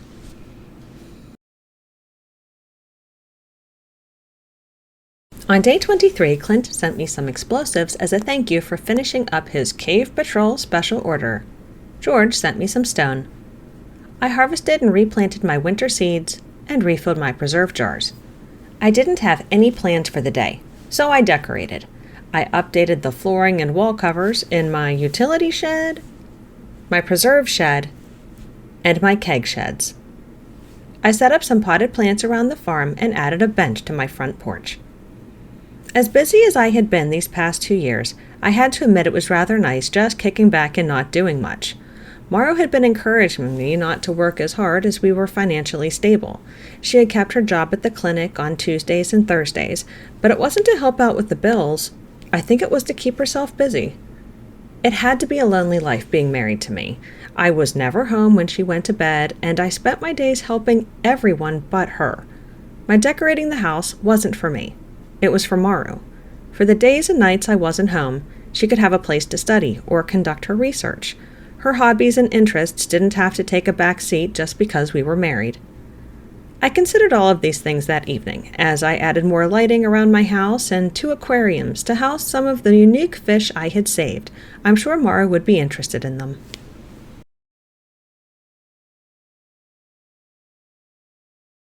I set out some cookies for Santa on day 24. I had a feeling he'd be stopping by my farmhouse that evening. I harvested my winter seeds and replanted them. I also refilled my preserve jars. I moved my bee houses and rearranged some of my quality sprinklers for a little crop area. At Robin's, I requested the final home upgrade, and a cubby was added. That evening, I busied myself around my home, rearranging lamps and adding some ornate windows for natural light.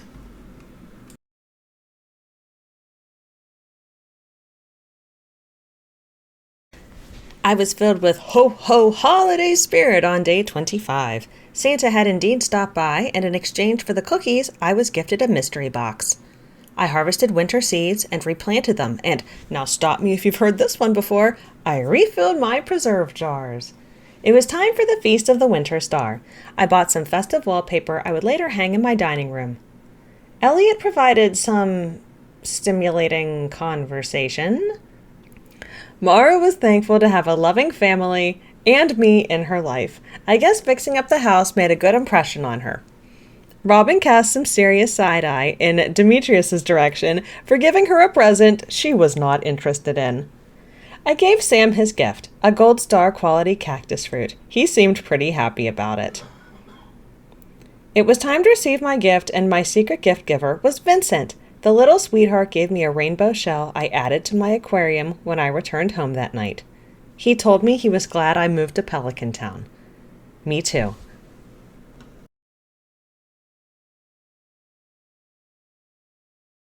Mara wanted to spend time on her projects on day 26. That made me really happy. I busied myself around the farm planting more seeds to act as placeholders for spring. I crafted some more preserve jars and set them up in my shed. I headed to Ginger Island to harvest my ancient fruit and pineapple. Then I filled the kegs in my shed. I chatted with Maru, and she was admiring the mermaid's pendant I had proposed with. Ah! I checked the casks in the basement and refilled them with ancient fruit wine. I didn't have anything else to do, so I headed to the Skull Cavern. Nothing extraordinary happened. I made it down about 19 floors and left with some gems and trinkets. I had time before bed, so I sold the trinkets to Marlin at the Adventurers Guild before returning home. I awoke to a blustery, snowy morning on day 27. Clint sent me another gold bar. I had ancient fruit ready to harvest in my greenhouse. I crafted more kegs and set them up. I headed to the beach for some fishing. I was completely out of seaweed. It was hard to imagine that I had had so many fish ponds constructed, and it wasn't until now that I was out of the stringy green stuff. My secret is that I always save my seaweed, because I always plan to be building tons of ponds. Unfortunately, I didn't fish up any today. I turned in a prize token for a houseplant and headed to the Wizard's Tower, where once again I moved around some buildings, just my extra shipping bin and a silo. I headed to bed early that night, even before Maru.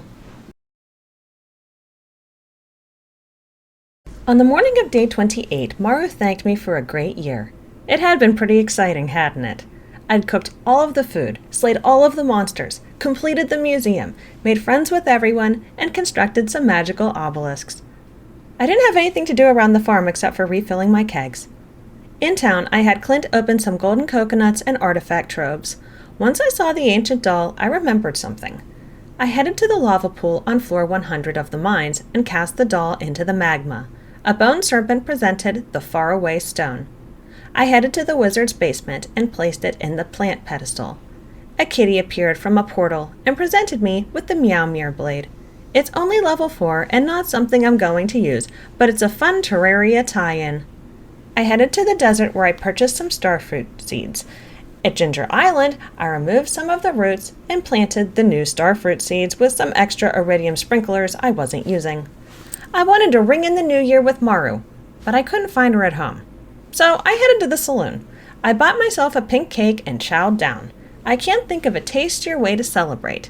Well, except maybe for pizza. I was at 90% perfection. Just needed that gold clock.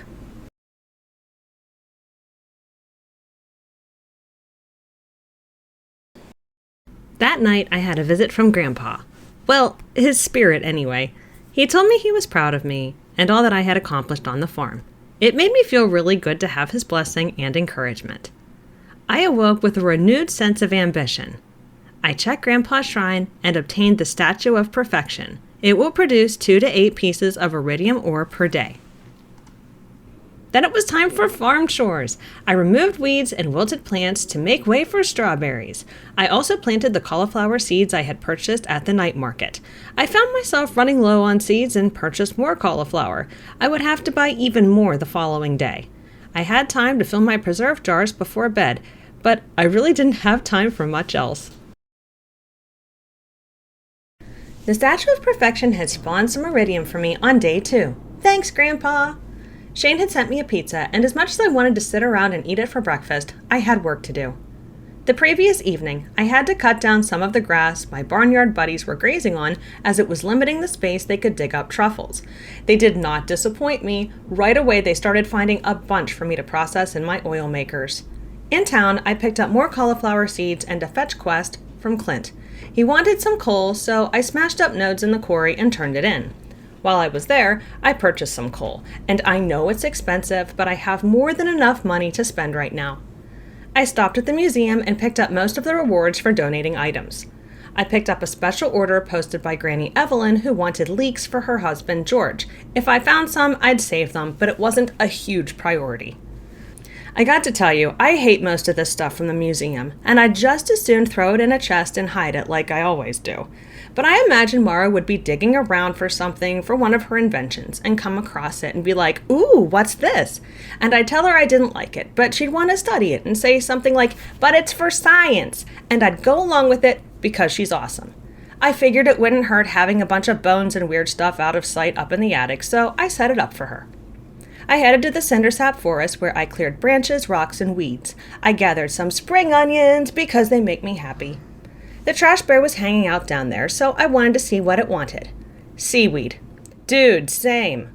I wasn't doing anything else that night, so I headed to the dock and fished for the rest of the evening.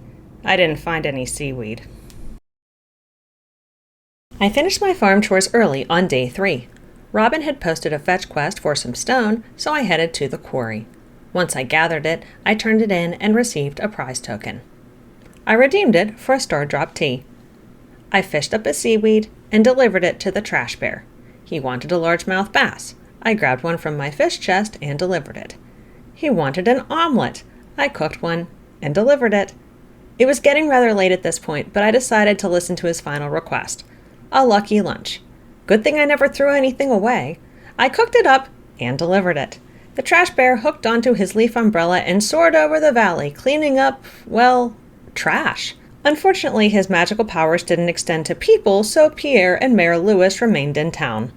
As I headed home, I realized that I probably didn't need half of the stuff I was squirreling away in chests. I think it was high time I sold a whole bunch of stuff. On day 4, I had some serious selling to do. I had chests for each season that were full of fruits and vegetables I wasn't going to use. If I ever needed them, I could regrow them.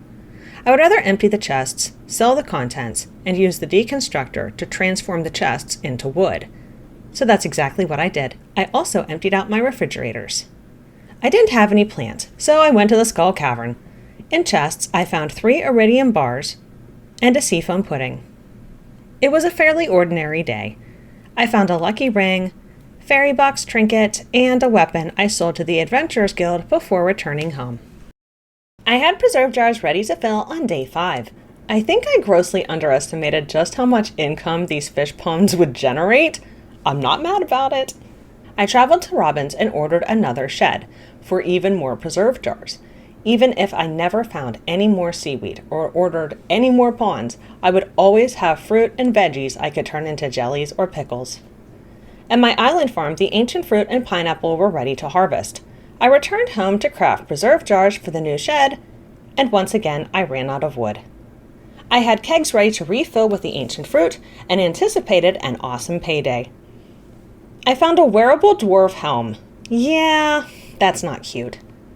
I fished in the ocean for the rest of the night. I left with 4 pieces of seaweed. Just one more and I can order another fish pond. Mayor Lewis sent me 500 gold from the Stardew Valley Agricultural Fund on day 6. I had ancient fruit ready in my greenhouse. I headed to the mountains to look for leeks for Granny Evelyn's special order. I added them to her fridge. At the beach, I hoed up a belted coat, and I gotta admit, it looks pretty cool. But for now, I'm gonna stay in my pastels. I had one goal at the beach, to fish up enough seaweed for the last 2 fish ponds I wanted. I had a pretty great day, and I'm wondering if luck had anything to do with it. It was a bad luck day, and I found seaweed after seaweed after seaweed until I had enough, when combined with what I had at home, to construct 2 more ponds. I fished the rest of the evening. Back at the farm, I crafted more fish smokers because, why not? I had a few strawberries to harvest on day 7. When I had used speed grow for the bean fruit challenge, I had planted fiber seeds on top. When I harvested those, the speed grow was still in the soil, so that was a pleasant surprise. I got to work setting up my new shed with preserve jars before heading to the mountains. At Robin's, I bought a ton of wood and ordered another fish pond. I stopped by the mines and purchased explosives from the dwarf. Back at the farm, I crafted kegs and preserve jars and set them up in the new shed. I wasn't planning on splitting the shed, but I don't know where else I can fit another shed right now, and it wouldn't hurt to have some extra kegs. It was Sunday, so I was off to the desert, where I exchanged jade for staircases. It's silly, I probably don't need to do this anymore. After the Calico Desert Festival, I'll ease up on the staircase trade. I headed into the Skull Cavern as I was completely out of stone from crafting preserve jars. I wanted to order my final fish pond as soon as this one was finished, so I would definitely need more.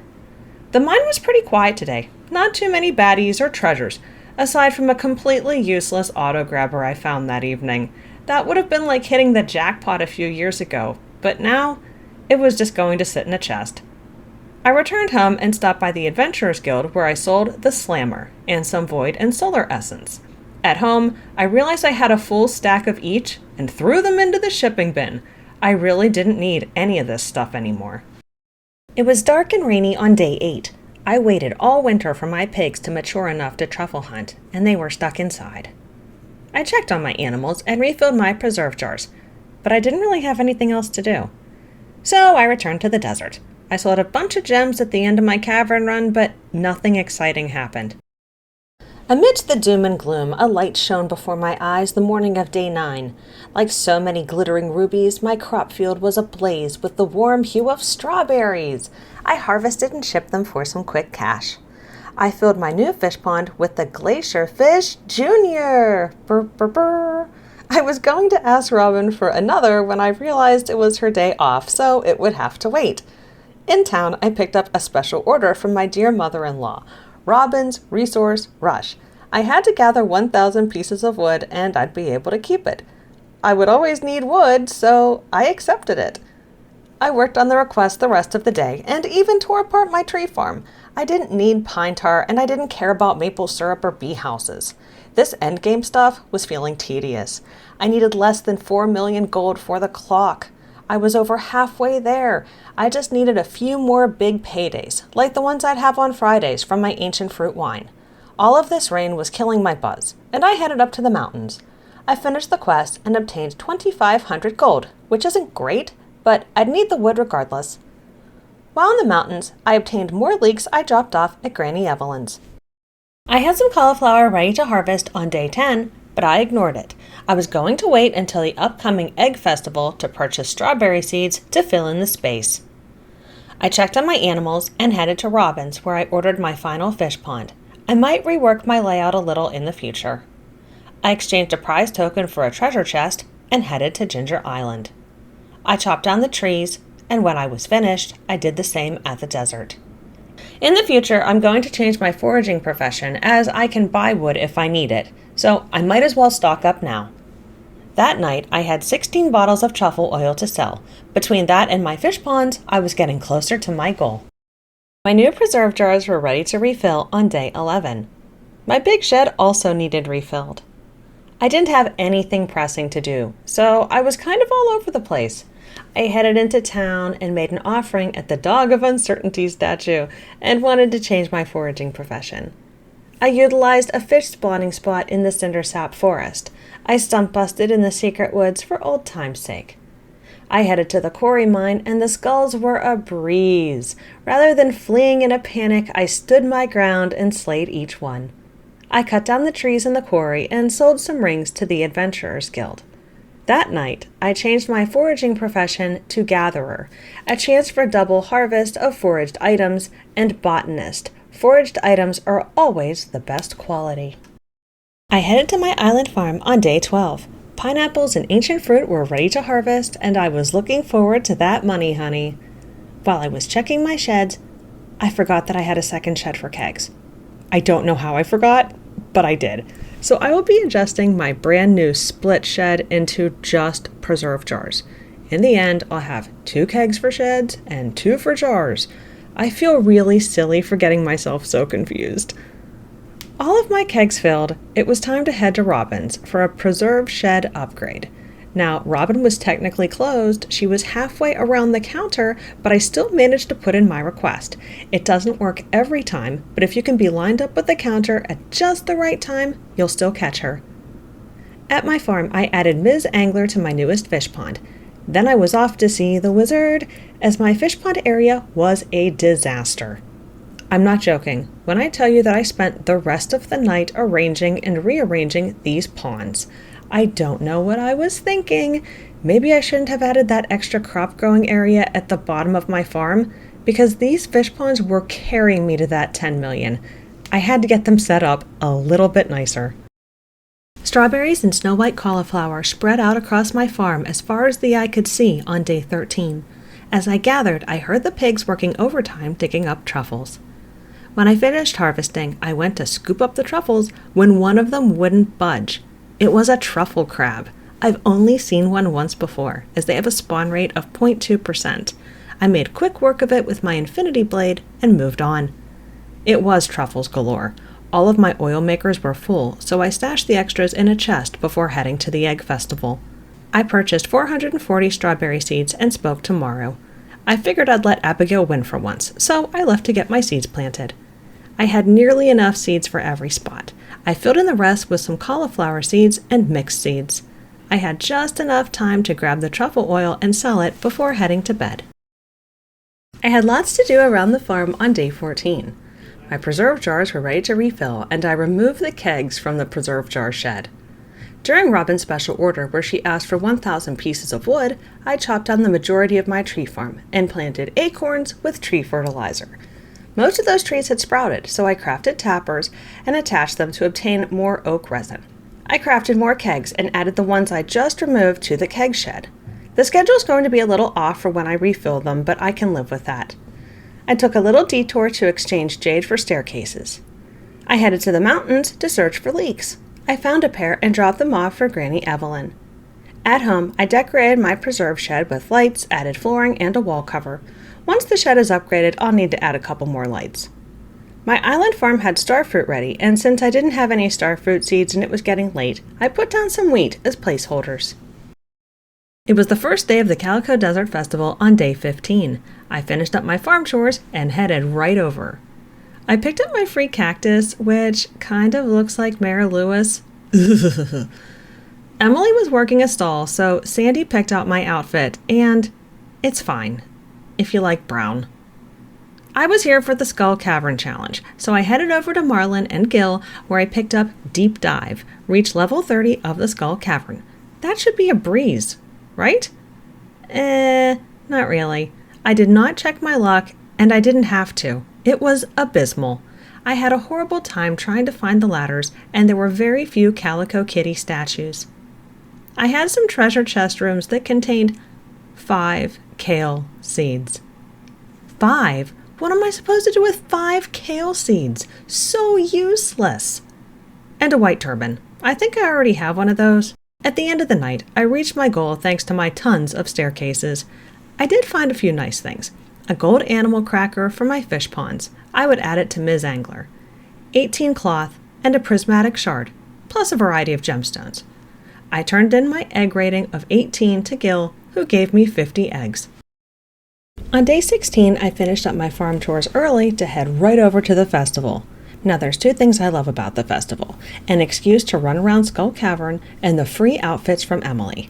So far, these outfits have all been duds, and today was no exception. It was a repeat of the Shane cosplay from last year. I picked up the Deep Dive Challenge from Marlin again and easily reached level 30 in about 4 hours. It was a very good luck day. There were more Calico Kitty statues, more monsters, but no treasure chests.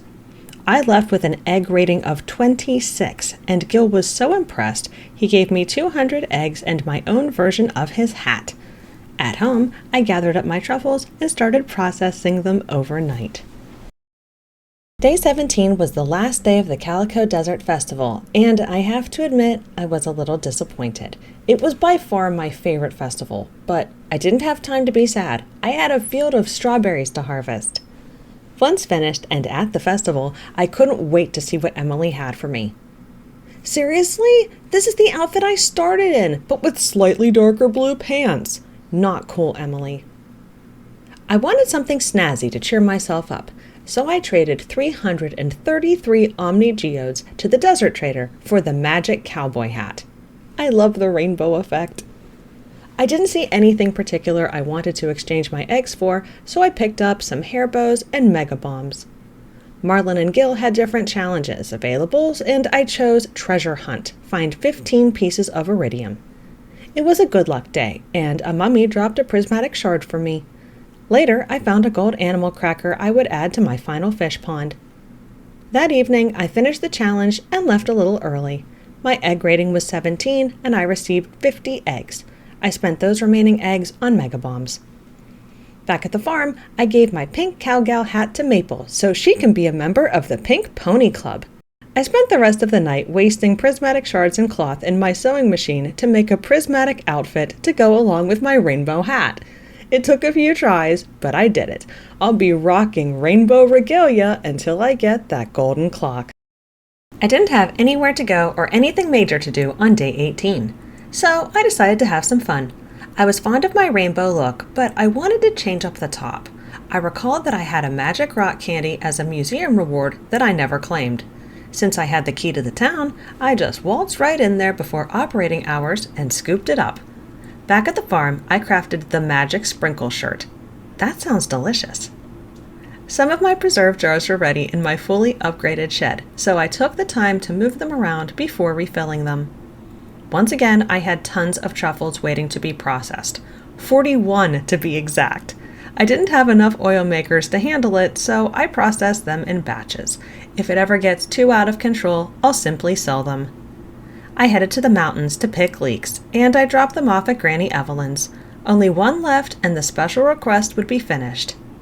I putzed around the cindersap forest, grabbing salmon berries and forage just for the heck of it. Sadly, there were no spring onions. That evening, I crafted more grass starters to plant for my barnyard buddies. Eventually, they'd be stuck eating hay, but they could have the fresh stuff as long as I could provide it. I sold some weapons and trinkets to the Adventurers Guild. Some of these I'd picked up during my Skull Cavern dives at the festival, and others, I have no idea.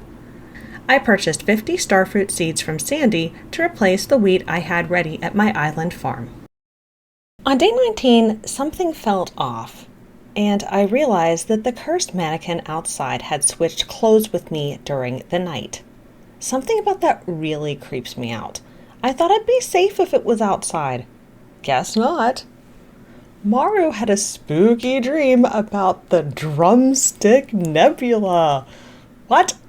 I want Pelican Town's drinking water tested immediately. Next thing you know, she's going to be telling me the walls are melting. Anyway, I had some strawberries to harvest, so I got to work.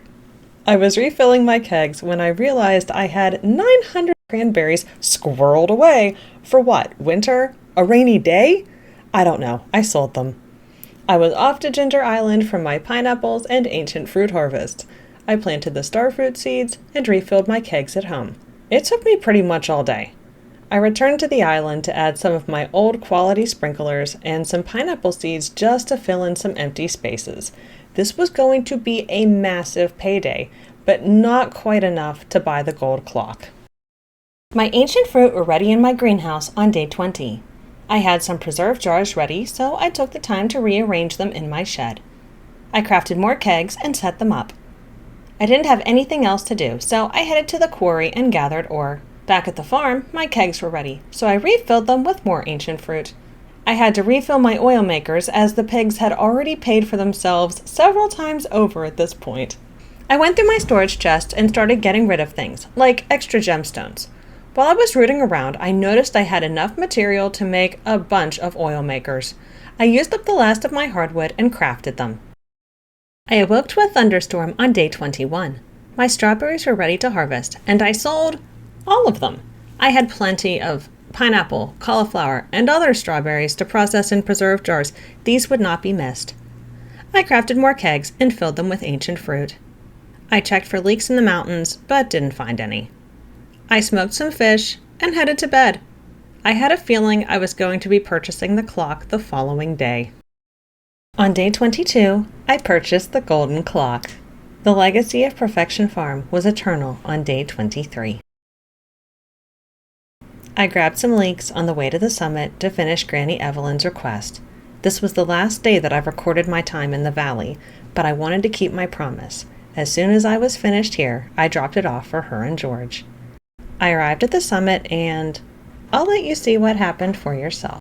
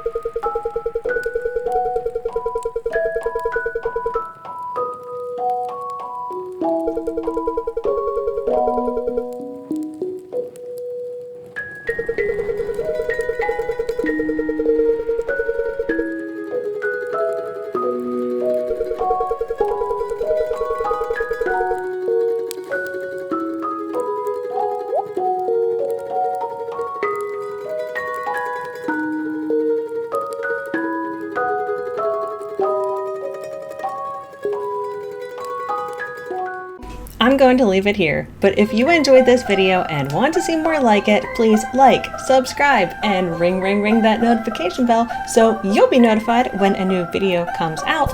Please leave your comments and suggestions down below. Please share the video and the playlist around if you can. I'd really appreciate it. Thank you so much for watching, and I'll see you next time.